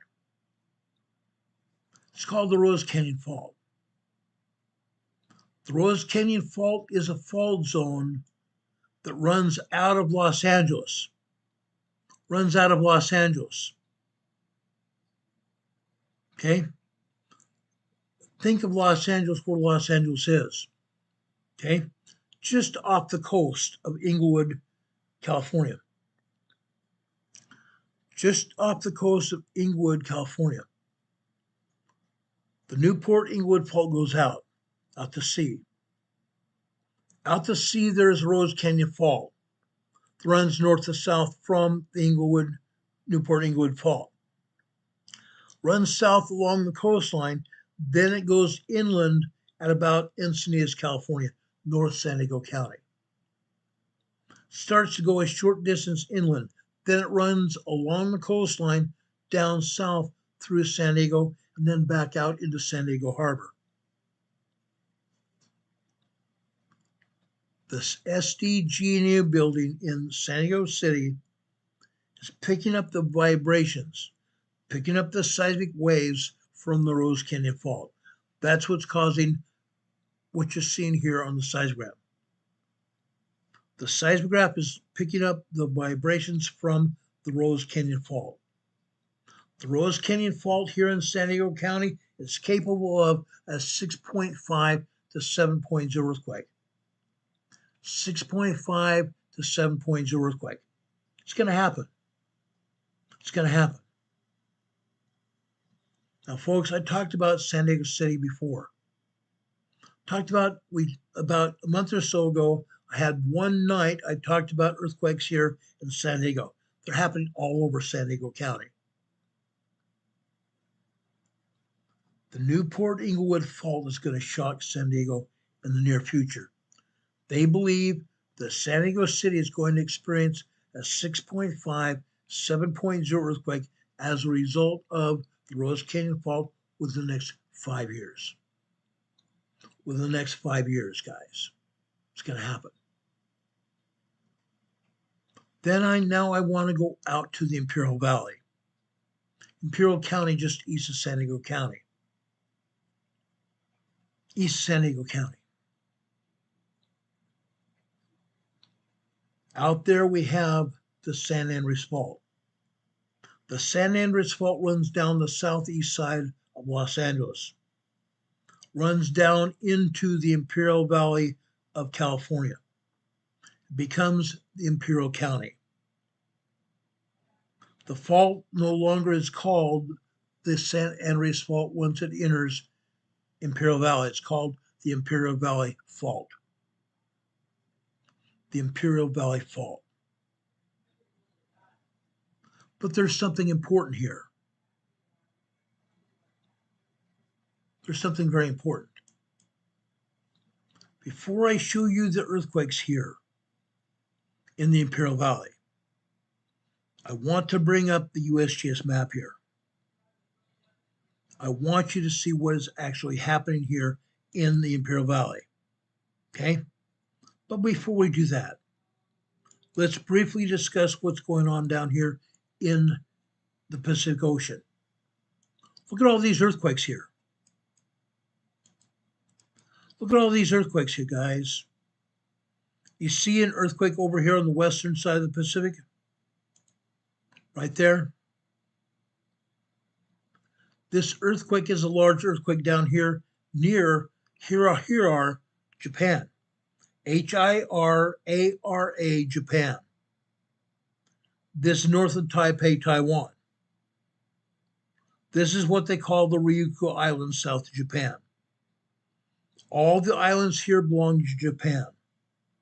This 5.1 earthquake that just happened within the last 30 minutes.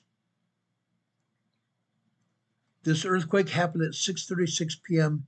Eastern Time today. 5.1 earthquake.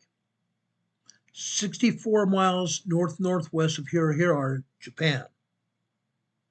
This being a 5.1 earthquake, the seismic waves were absorbed by the Pacific Ocean water. I don't think that anybody on the island here, I don't think anybody on this island here felt this quake. North-northwest of Hira, Japan. Okay? Down here in Taiwan, central Taiwan, right here in the mountains. This is a 4.2 earthquake here. Moderate earthquake. Moderate earthquake can do moderate damage. Moderate earthquakes do moderate damage. This particular earthquake rattled people who live in this area west of here. Yes, folks, people live here west of this earthquake. All kinds of people live here. Look at this huge city here. Huge city. Lugu, Taiwan. Lugu, Taiwan. Okay? Huge city. 4.2 moderate earthquake here. Knocks paintings off of walls, knocks certificates and plaques off walls, rattles books and knickknacks and makes them fall off the shelves. That's what a moderate earthquake does. Okay? Southeast of Taiwan. This is another 4.3 earthquake here. Also 6.2 miles, 10 kilometers deep. This did no damage in the waters of the Pacific, or actually the waters of the Southeast China Sea absorbed the shockwaves of this quake. Nobody felt that either. Okay? Philippines here. Okay? Guess what? 5.0 earthquake here. 5.0 earthquake west of Luzon, Philippines, largest island of the Philippines. Again, this 5.0 was 41 miles east of Luzon, Philippines. For the most part, I don't think anybody felt this earthquake at all. Far enough off the coast. There are other earthquakes here in Taiwan, but USGS definitely does not show them to us. They rarely do. They show 3 earthquakes here in Indonesia. 3 earthquakes here in Indonesia. This is a large 5.4 earthquake. Large 5.4 earthquake north-northwest of Ternate, Indonesia. This is a very large, actually not very large, this is just a large 5.4 earthquake. Very large is 5.6 and 5.9. This is a 5.4. The ocean waters here absorb the shockwaves of this quake. No damage here. We go south here. This is just a little bit different story. This is a very large 5.8 earthquake. A very large 5.8 earthquake. Still, it's a very shallow quake as well. 80 kilometers deep. 80 kilometers deep. 12 miles east of Ambon, Indonesia. Ambon, Indonesia, right there. Now, guys, this was not very far from the shoreline of this island. The seismic waves were felt along the coastline. The seismic waves were felt by people who live here along the coastline. And yes, there are small cities and towns here. They felt this quake. This was a very large 5.8 quake, 80 miles deep. 80 miles deep, guys. So we're going to see some damage here. Now, they probably did not feel the full blow of 5.8, but they may have felt a 5.4 to 5.5, kind of shaking. There's going to be some damage here, possibly even loss of life. Okay? Just saying. Now, again, USGS is not telling us exactly what's going on here. They never do. They never do. There are 40 earthquakes here in Indonesia. 40 earthquakes here in Indonesia almost every day. Almost every day. Sometimes it varies by 2 or 3 earthquakes, but usually 40 plus earthquakes here every day. There's actually been more as well. Okay? Large earthquakes here. Let's go out here. The Solomon Islands. 101 miles southwest of Lata, Solomon Islands, we have another 5.0 earthquake. Large 5.0 earthquake here in the Solomon Islands. Nobody felt it. The ocean waters of the Pacific Ocean absorbed the shockwaves of this quake. It's not over though. Down here. This is a large 5.4 earthquake here in the south of the Fiji Islands. This is 60 miles deep. 60 miles deep, approximately 123 kilometers deep. That's a very shallow quake. Okay? But there are no islands here at all. There is nobody living here. Yes, this is on the Tongan Trench. The Tongan Trench here south of the Fiji Islands. Nobody felt this quake, and the ocean waters absorbed the shockwaves of this quake. Something else you need to know. Yes, this was a 5.4 earthquake, but we had a 4.4 earthquake here just south of here last week. That 4.4 earthquake propagated this large 5.4. That 4.4 earthquake was a deep earthquake. Deep earthquakes propagate smaller or larger, shallower quakes. They propagate larger, shallower quakes. So that's why we have this 5.4 earthquake here today. South of there in the Kermadec Islands. This is another 5.1 earthquake. Nobody lives here in the Kermadec Islands. The Kermadec Islands are a bird sanctuary here. The Kermadec Islands belong to New Zealand. Every once in a while, scientists will go here and observe the birds. They have to go here by boat because there is no other way to come here to the Kermadec Islands. They come here during high tide. If If they came here during low tide, their boats would be torn apart by the volcanic rock beneath the ocean. Their boats would be torn apart by the volcanic rock hiding beneath the ocean waters here. They come here during high tide. 5.1 large earthquake here today. This is 71 miles deep. 71 miles deep here. Okay? Let's go back up here. Before I do that, right down here, this happened today. Costa Rica. This happened at 6:48 p.m., just about an hour ago. Just about an hour ago. 4.4 moderate earthquake here, off the coast of Costa Rica. Prior to that, this earthquake happened yesterday evening, 7:22 yesterday evening. This is the 4.4 earthquake near Vito, Costa Rica. 4.4 earthquake near Vito, Costa Rica. This may have been a foreshock. This may have been a foreshock of this 4.4 earthquake here today. Okay? Going north. El Salvador, 4.6. 118 miles deep. Still a fairly shallow quake. This is a 4.7 south of Guatemala here on the Cocos Plate. On the Cocos Plate.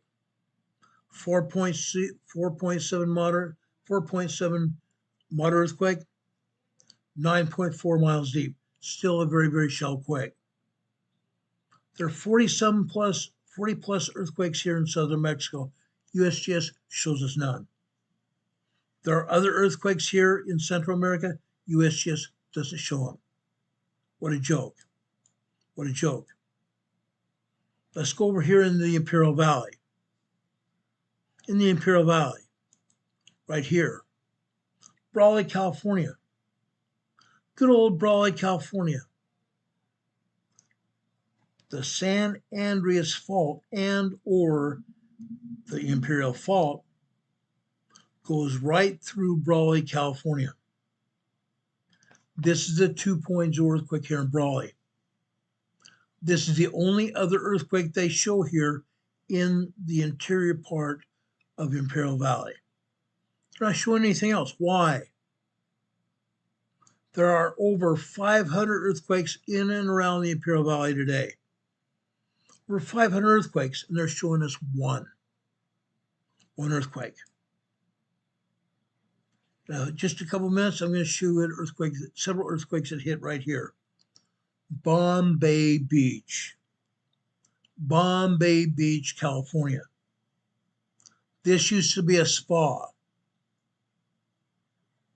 This used to be a spa just like the Blue Lagoon in Iceland. Yes, their tubs here are still laying on the sand of Bombay Beach, where hot water used to flow here from the ground. Hot water from the volcano here, the Salton Butte volcano here in the southern part of the Salton Sea. Salton Butte volcano down here in the southern part of the Salton Sea right here. Bombay Beach here. A lot of earthquakes. A lot of earthquakes. I'm going to show you these earthquakes in a minute. Over here in Calipatria. Calipatria, guys. Guess what? In just a couple of minutes, I'm going to show you at least 120 earthquakes here. 120 earthquakes here in Calipatria area today. On the seismogram here in Calipatria, they show 100 plus earthquakes. Usually here in Calipatria, there are anywhere from 75 to 150 earthquakes every day. Calipatria, California. Next, I'm going to drop down here to the town of Imperial. The town of Imperial. I'm going to show you earthquakes here. Then I'm coming down here to El Centro. El Centro, California is where one of our own EMA family members lives, Juanito. Juanito, if you're watching or listening to this program, we're going to be talking about The earthquakes here in El Centro today. Many, many earthquakes here. 30 plus, 3.0 plus earthquakes hit here in El Centro today, as well as microquakes, minor earthquakes, and tremors here. Probably close to 100 earthquakes hit here in El Centro today. Unreal. But it's not the only place.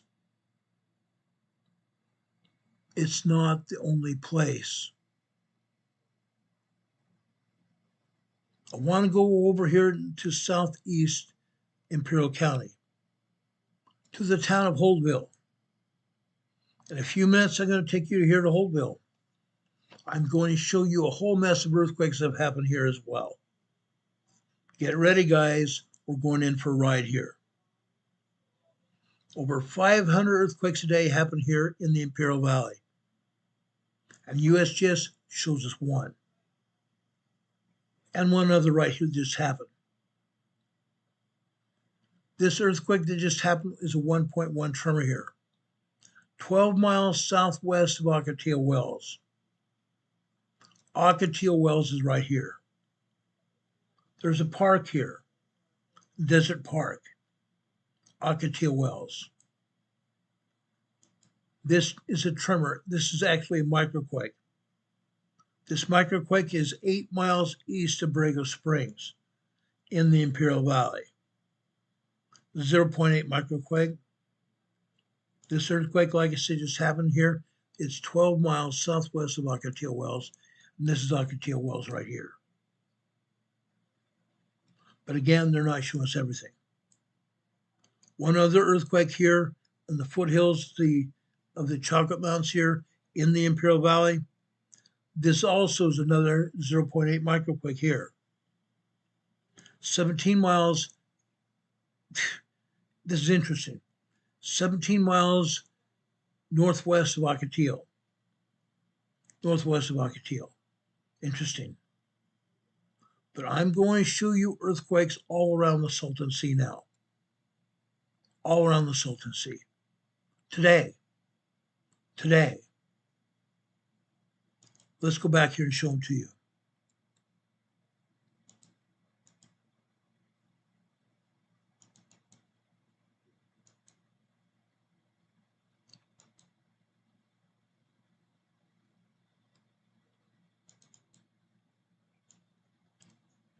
Guys, this is Bombay Beach. Look at this. Just like we saw over at Mount Shasta. Look at these earthquakes. They cut off the bottom and the top of these earthquakes because they don't want us to see how strong these earthquakes are. These sequences that you see here cut off are 3.0, 3.5 earthquakes minimum, possibly up to and including a 4.0 moderate quake. 4.0 moderate quake. I've been here. I also have friends that have recently been here. They said sometimes earthquakes strike here and you can hardly walk because the ground is shaking so much. That shaking is moderate earthquakes happening. That shaking they feel is moderate earthquakes happening. Hard to walk. We see at least 1, 2, 3, 4, 5, 6, 7, 8, 9, 10, 11, 12, 13, 14, 15, 16 earthquakes. 16 earthquakes, as well as a bunch of tremors. 16 3.0 earthquakes and a bunch of tremors here. Every day. 3.0 to 4.0 earthquakes happen here in Bombay Beach. Fascinating. Let's go down to Imperial. This is a USGS seismogram, guys. This constitutes a USGS seismogram. The others belong to Caltech. These are USGS seismograms right here. Look at this. There are close to 150 earthquakes here. Close to 150 earthquakes, including tremors. Every day. Every day here in Calipatri area. Now, we do see some rather large earthquakes here. You see earthquakes that look like small rectangles here. Let's look at one in particular that happened yesterday afternoon after 4 p.m. It's in the center upper side of your slide here, your screen.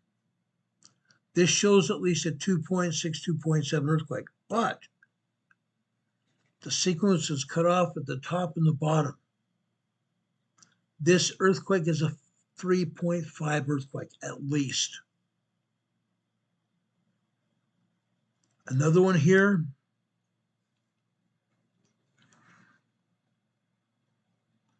Another one here that hit after 1:45 here on the upper right side of your screen here.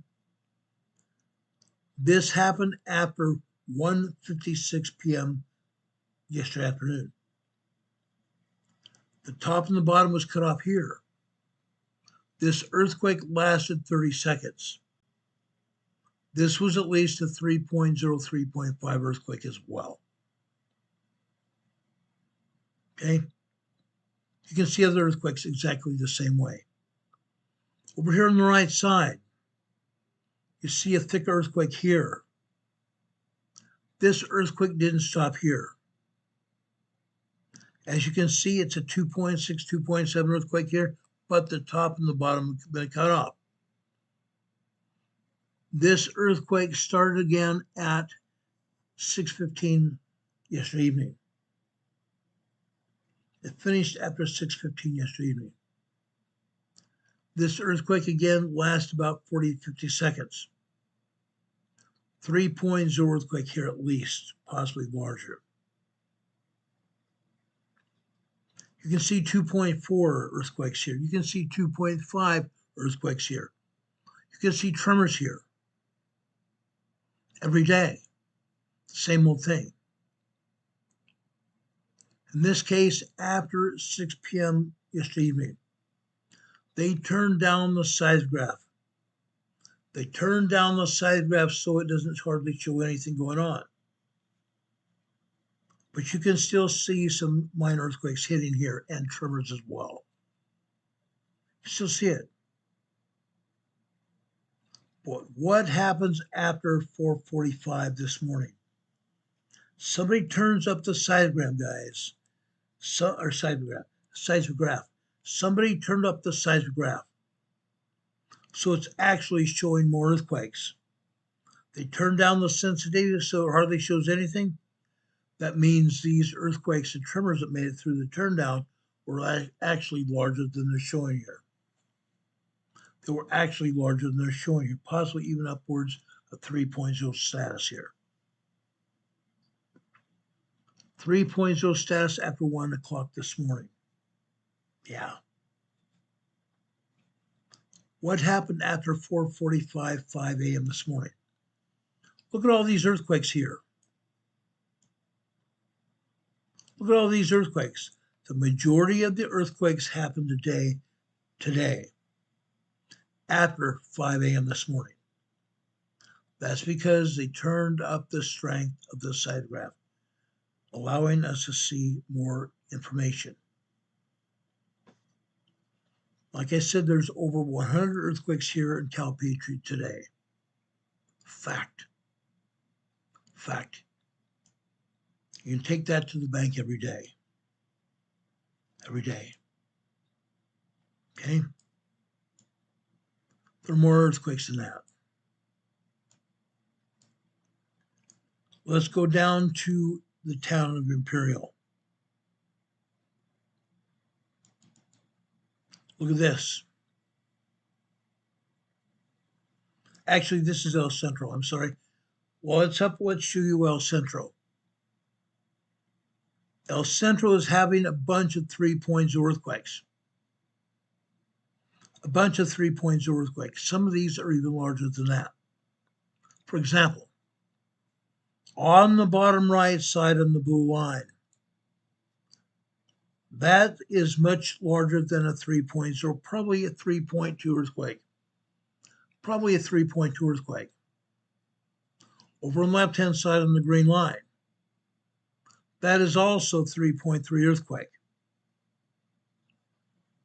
You can see a lot of 3.0, 3.5 earthquakes here every day. On this seismogram alone, there are over 15 3.0 earthquakes here. Over 15 3.0 earthquakes here, 3.0 and larger earthquakes. Yes, we're having microquakes. Yes, we're having tremors. And yes, we're having minor earthquakes as well. Minor earthquakes 2.0, 2.9. Tremors going from 1.0 to 1.9. And microquakes ranging in size from 0.1 to 0.9 as well. Every one of those shakers is on this particular seismogram here. This is El Centro. Let's take a look at Imperial, the town of Imperial now.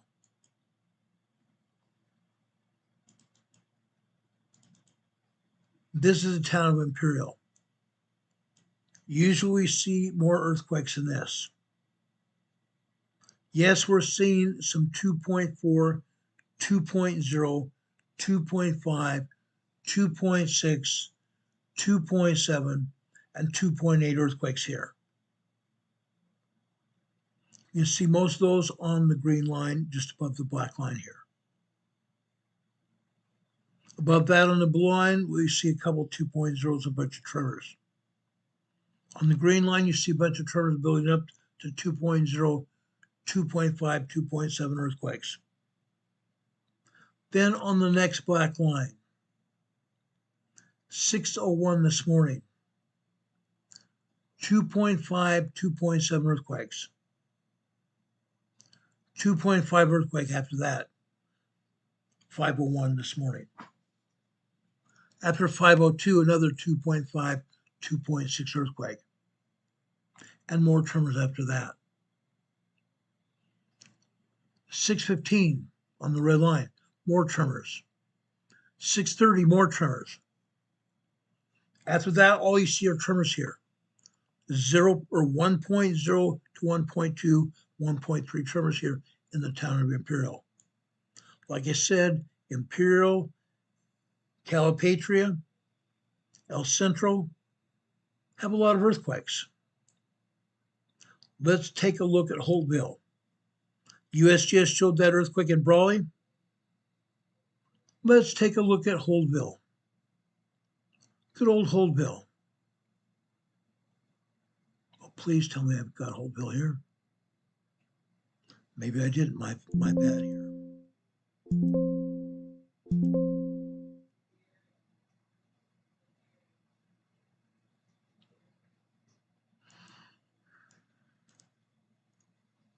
Give me a second. Won't take much more than that.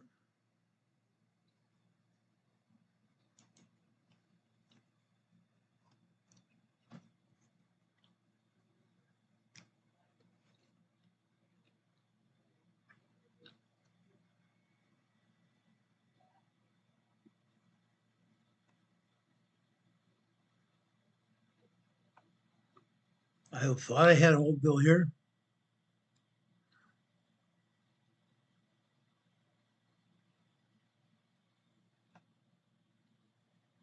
You're kidding me. They did not. Hold on a second.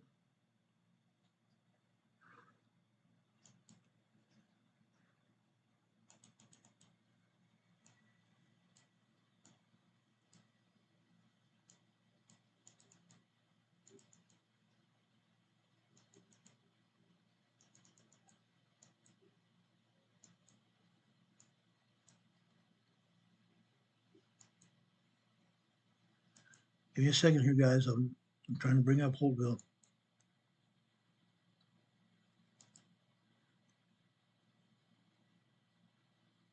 You are gotta be kidding me.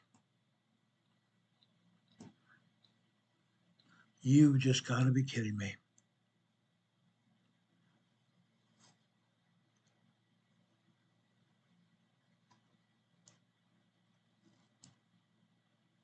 They took down the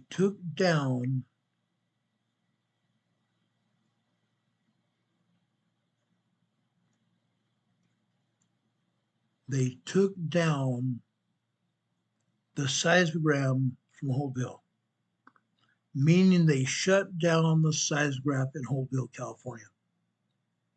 Oh, wow, my gosh.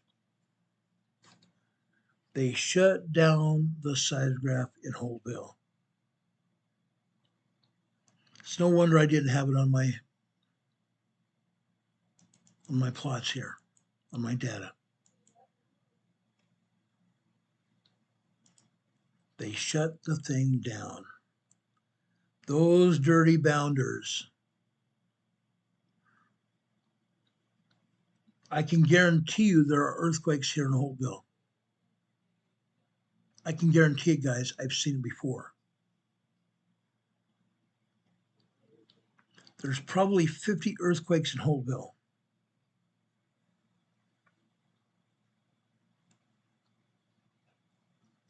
Those dirty bounders.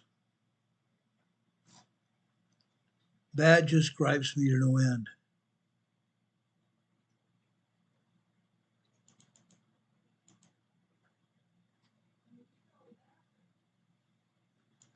Okay, I think I found it. Yes, I did. Hold on a second.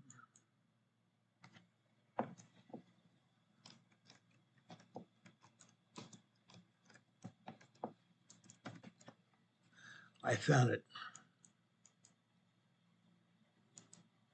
They didn't make it disappear like that, like I thought they had.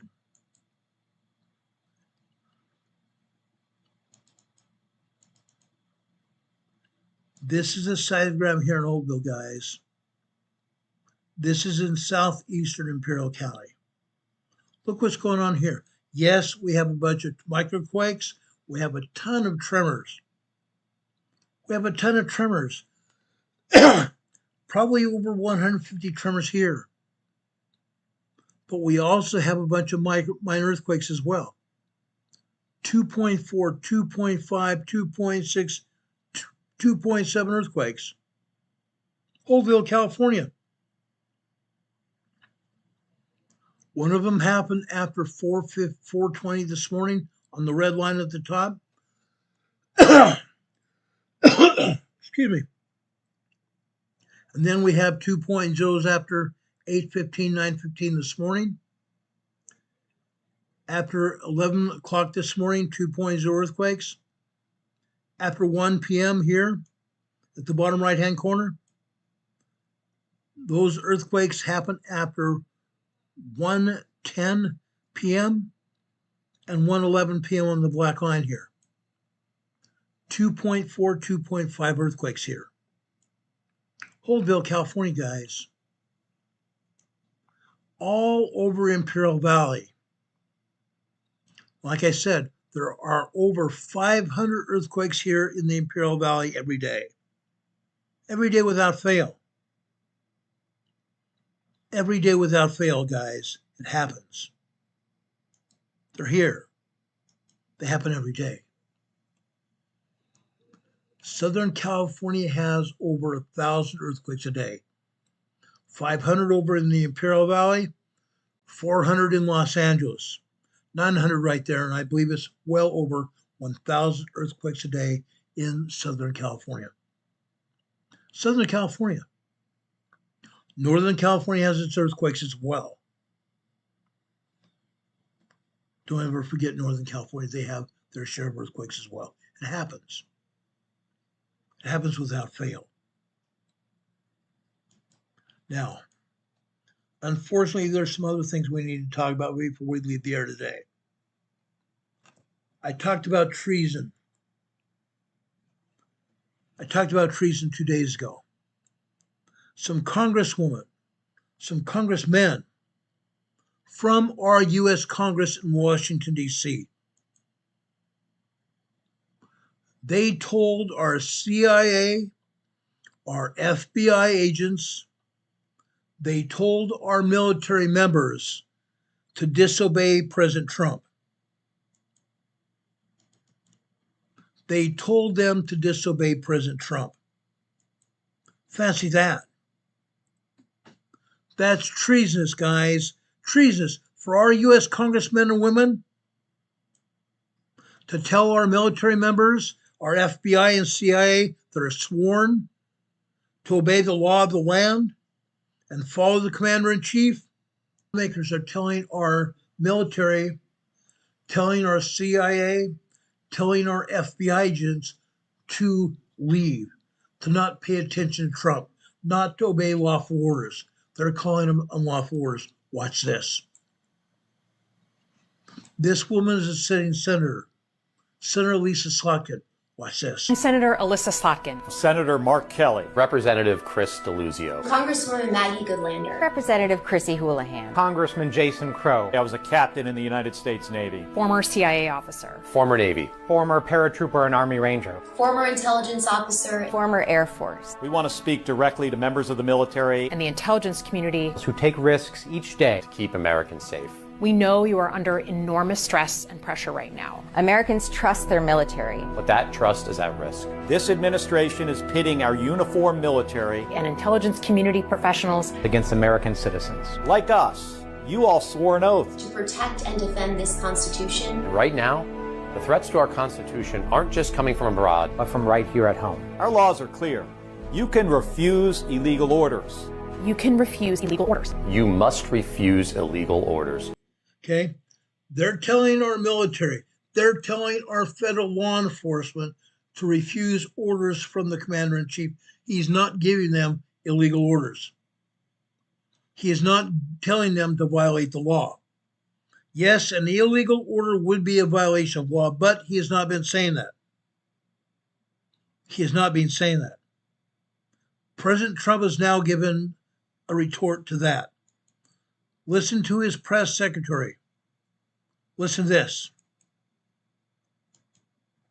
President Trump accused 6 Democratic lawmakers of seditious behavior punishable by death. Just to be clear, does the president want to execute members of Congress? No.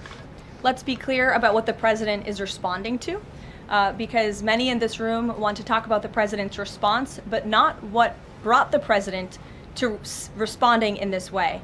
You have sitting members of the United States Congress who conspired together to orchestrate a video message to members of the United States military, to active duty service members, to members of the national security apparatus, encouraging them to defy the president's lawful orders. The sanctity of our military rests on the chain of command. And if that chain of command is broken, it can lead to people getting killed.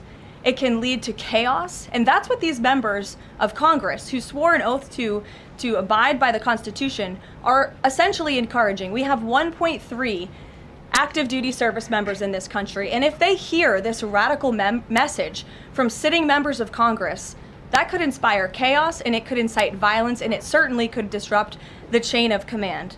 These 3 members of Congress, I will also add, knew exactly what they were doing. You look at Alyssa Slotkin. She's a former member of the CIA. Mark Kelly was a captain in the U.S. Navy. Maggie Goodlander was a naval officer, and notably, she is also the wife of Joe Biden's national security former advisor, Jake Sullivan. And so these members knew what they were doing. They were leading into their credentials as former members of our military, as veterans, as former members of the national security apparatus to signal to people serving under this commander-in-chief, Donald Trump, that you can defy him and you can betray your oath of office. That is a very, very dangerous message, and it perhaps is punishable by law. I'm not a lawyer. I'll leave that to the Department of Justice and the Department of War to decide. But the president... Okay? It's punishable. Treason is punishable by death. That's what the law says. President Trump did not say they could be punished by death. President Trump did not say they could be punished by death, but everyone knows what treason is. Yes, these reporters were saying that President Trump ordered death to these senators and congresspeople. He did not. He wants them prosecuted or at least investigated by the Department of Justice and brought to justice. Those senators and congressmen should be punished. They should be punished. They are committing treason. All 6 of them. All 6 of them are doing that. There's something else you ought to see as well. Earlier this year, during the State of the Union, Senator Al Green from Texas,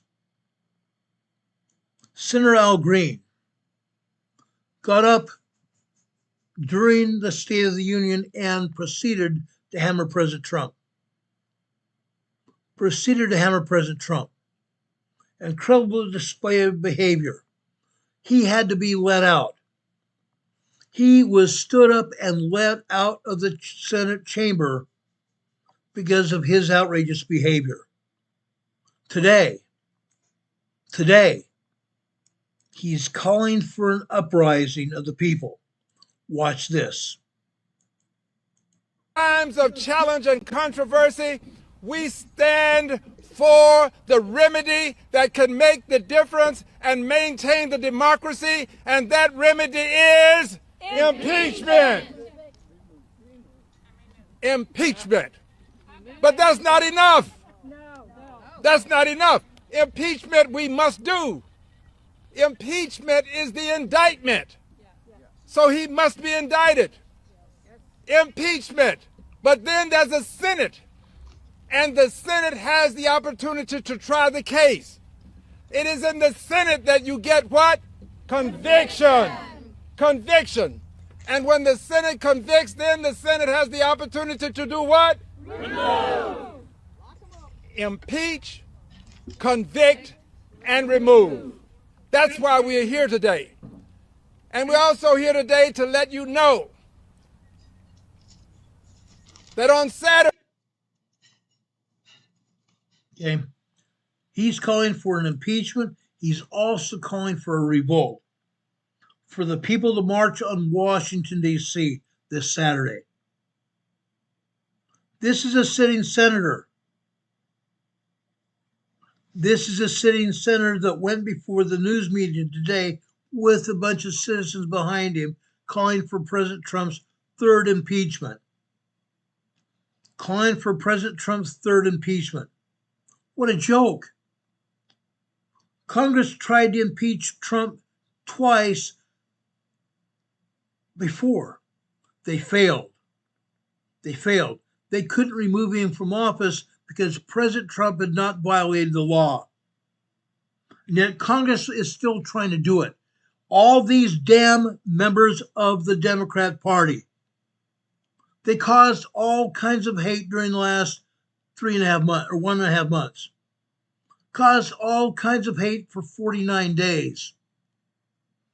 Telling the government that, or telling the people of the United States that the government was not going to help them. Telling the people that needed money most, children and parents of young people. Parents of young people and senior citizens also telling them, you're not going to get paid. You're not going to get paid anymore. But it was the Democrat Party holding up the money. The Democrat Party shut down the United States government. Now the Democrat Party want to make sure that the military and federal law enforcement rise up and protest President Trump. That is treason. That's treason at the highest order. Unreal what these people are trying to do. Very sad. Very sad. Do we have any questions? Any questions? When I played those videos, we lost 5 people watching this program. Unreal what people don't like. I'm sorry if they don't like it. Guess what? What's happening is treason against the President of the United States. Treason. Yes, treason is punishable by death, but we'll let the Department of Justice decide what happens here. Let the Department of Justice decide what happens. Okay? Now, in closing, I leave you with a devotional every time, this time of night. Okay? I'm going over to Acts chapter 20. I'm going to talk about verses 7 through 12 here. Okay? Let's back up to actually verse 1. Paul here raises Eutychus from the death. Paul is an apostle. He raises a person from death. Paul is free from the blood of all men. He predicts apostasy from the church and cultism. He reveals a teaching from Jesus. It is more blessed to give than receive. Starting in verse 20 here.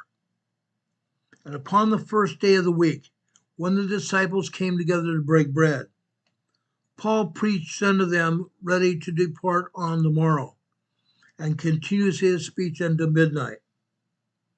And there were many lights in the upper chamber, where they were gathered together. And there sat in a window a certain young man called Eutychus, who had fallen asleep. As Paul was long preaching, he sunk down with sleep and fell down to the earth and was taken up dead. Paul went down and fell on him and embraced him, saying, Trouble not yourselves, for his life is in him. And when he therefore was come up again, and had broken bread, and eaten and talked a long while, even till the day he so departed. The apostle Paul raised a person from the dead, and they brought the young man back alive, and were not just a little comforted. The apostle Paul was a representative from Jesus Christ. Even an apostle of the Lord can raise someone from the dead. It was done. Brothers and sisters, read your scriptures.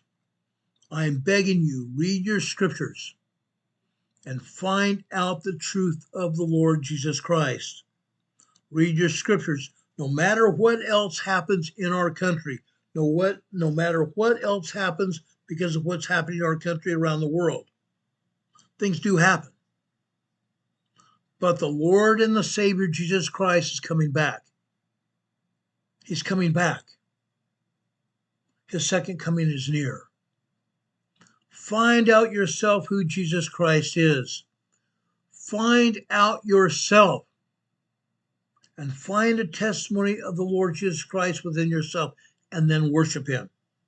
Worship him. Next week, we are beginning what I call the trilogy of the holidays, Thanksgiving, where we give thanks for what we have. When you offer prayer on Thanksgiving, thank the Lord for what you have. Bear your testimony of Jesus Christ to your family. Let them know how much they matter to you. Let them know how much the Savior matters to you. Build in your family testimonies of the Lord Jesus Christ. Do that. Like I said, this is the beginning of the trilogy of holidays. After Thanksgiving comes Christmas. After Christmas comes the New Year. The New Year really doesn't have anything to do with special spirituality, but it can. It can. The beginning of the year can have a spiritual significance to each one of us. That's the beginning of our lives of the new year. We can set goals. We can analyze where we came from, what we did this year, and how we can improve this next year. Prepare yourselves for the coming of the Lord Jesus Christ. The second coming of the Lord Jesus Christ is very close. Remember that. Remember that. I am just a servant in his kingdom. I have served as a missionary for Jesus Christ. I still speak fluently the language of Swedish because I was given a blessing to speak to a woman that said that she wanted to have a blessing from me. I gave her a blessing in her own language. I was a new missionary in Sweden. I just barely can speak Swedish. She was a Swedish woman. I did not want to give her a blessing in English, so I asked some other brethren to lay their hands on my head and give me the gift of tongues so that I could give a blessing to her, that she could not just understand, but she could hear the words of the Lord to her. Brothers and sisters, again, find yourselves a testimony within yourselves and your family. Find it. And make sure you express your testimony to your family this Thanksgiving season. Brothers and sisters, I love you. I bear you my testimony of the Lord Jesus Christ to you. The Lord lives. He hears and answers our prayers. He loves each and every one of you and your children and grandchildren all around this globe. Whether you watch this program or not, He hears and answers our prayers. He watches over each one of us. One day we're going to leave this earthly existence. We're going to go back into heaven. I want to meet with the Lord Jesus Christ myself. I want to feel of the wounds in His hands and His feet. But even then, I will know no more then as I know now that He is our Savior, our Redeemer, our King, our Deliverer, our all. May God bless each one of you, that you may also have this same testimony of the Lord Jesus Christ in your own lives. I love each and every one of you, brothers and sisters. You are my brothers and sisters. You are my family. You're not just my EMA family, you're the family of the Lord Jesus Christ. Find your testimony in the Lord Jesus Christ and make sure you're ready for His second coming. Make sure you're ready for the second coming. My dear friend Linda Covington is here. I was given the gift of tongues. Today I can speak Swedish even now, today. My wife and I were talking about this last Sunday, and I even talked to her in Swedish. Yeah. As a result of that blessing I was given long time ago, I speak Swedish today, and I'm very thankful for that lesson I was taught. May God bless you.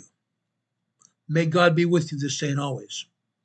Right beneath this video here today, you see our PayPal scored across the screen. Please, folks, if you find it in your heart and you're able to give us a donation to our PayPal to keep this program in the air, please do so. Also, you'll see our address, 504 Bethel Road, Box 401, Morganton, North Carolina. Zip code here is 28655. You can send us cards and letters. Inside that card or letter, you can send us a donation also. We'd greatly appreciate it. Thank you for that. Thank you very much. We appreciate it. May God bless you. Now, if anything else happens before tomorrow, when we come on the air again, if we come on the air tonight or in the morning, we'll come on the air because there is an emergency happening. As soon as the information becomes available, we'll come on the air and tell you about it. God bless you. May God be with you this day and always. God be with you until we meet again. We'll see you on the other side. Have a wonderful night, guys. We love you. God bless.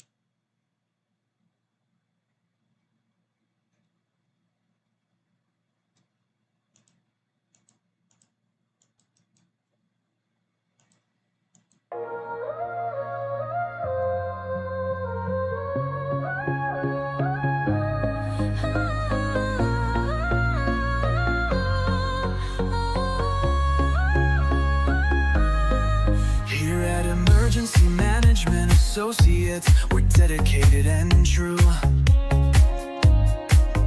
bringing you the essential knowledge, helping you see things through. From disaster preparedness to navigating recovery's embrace, we're here to guide you in every unpredictable time and place.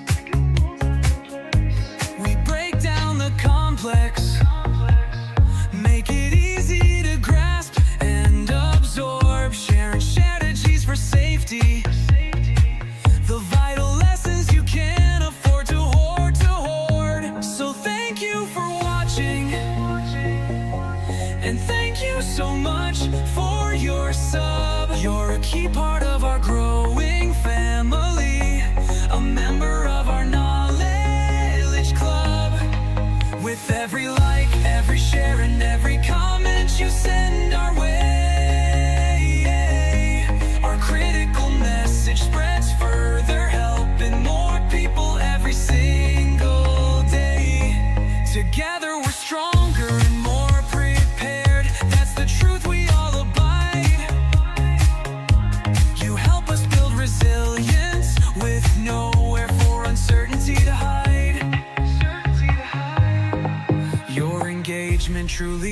inspires us. Your feedback acts as a guiding light, helping us continually grow and making our channel's future bright.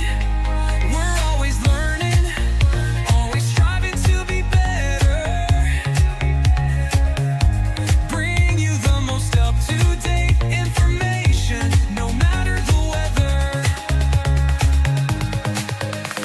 Emergency Management Associates is here for you now and forever, it's true.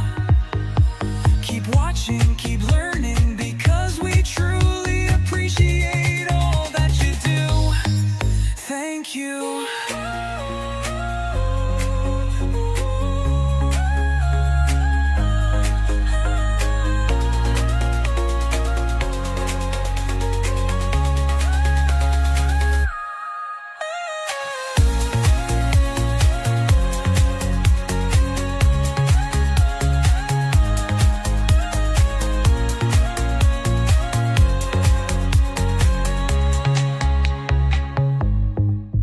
Thank you.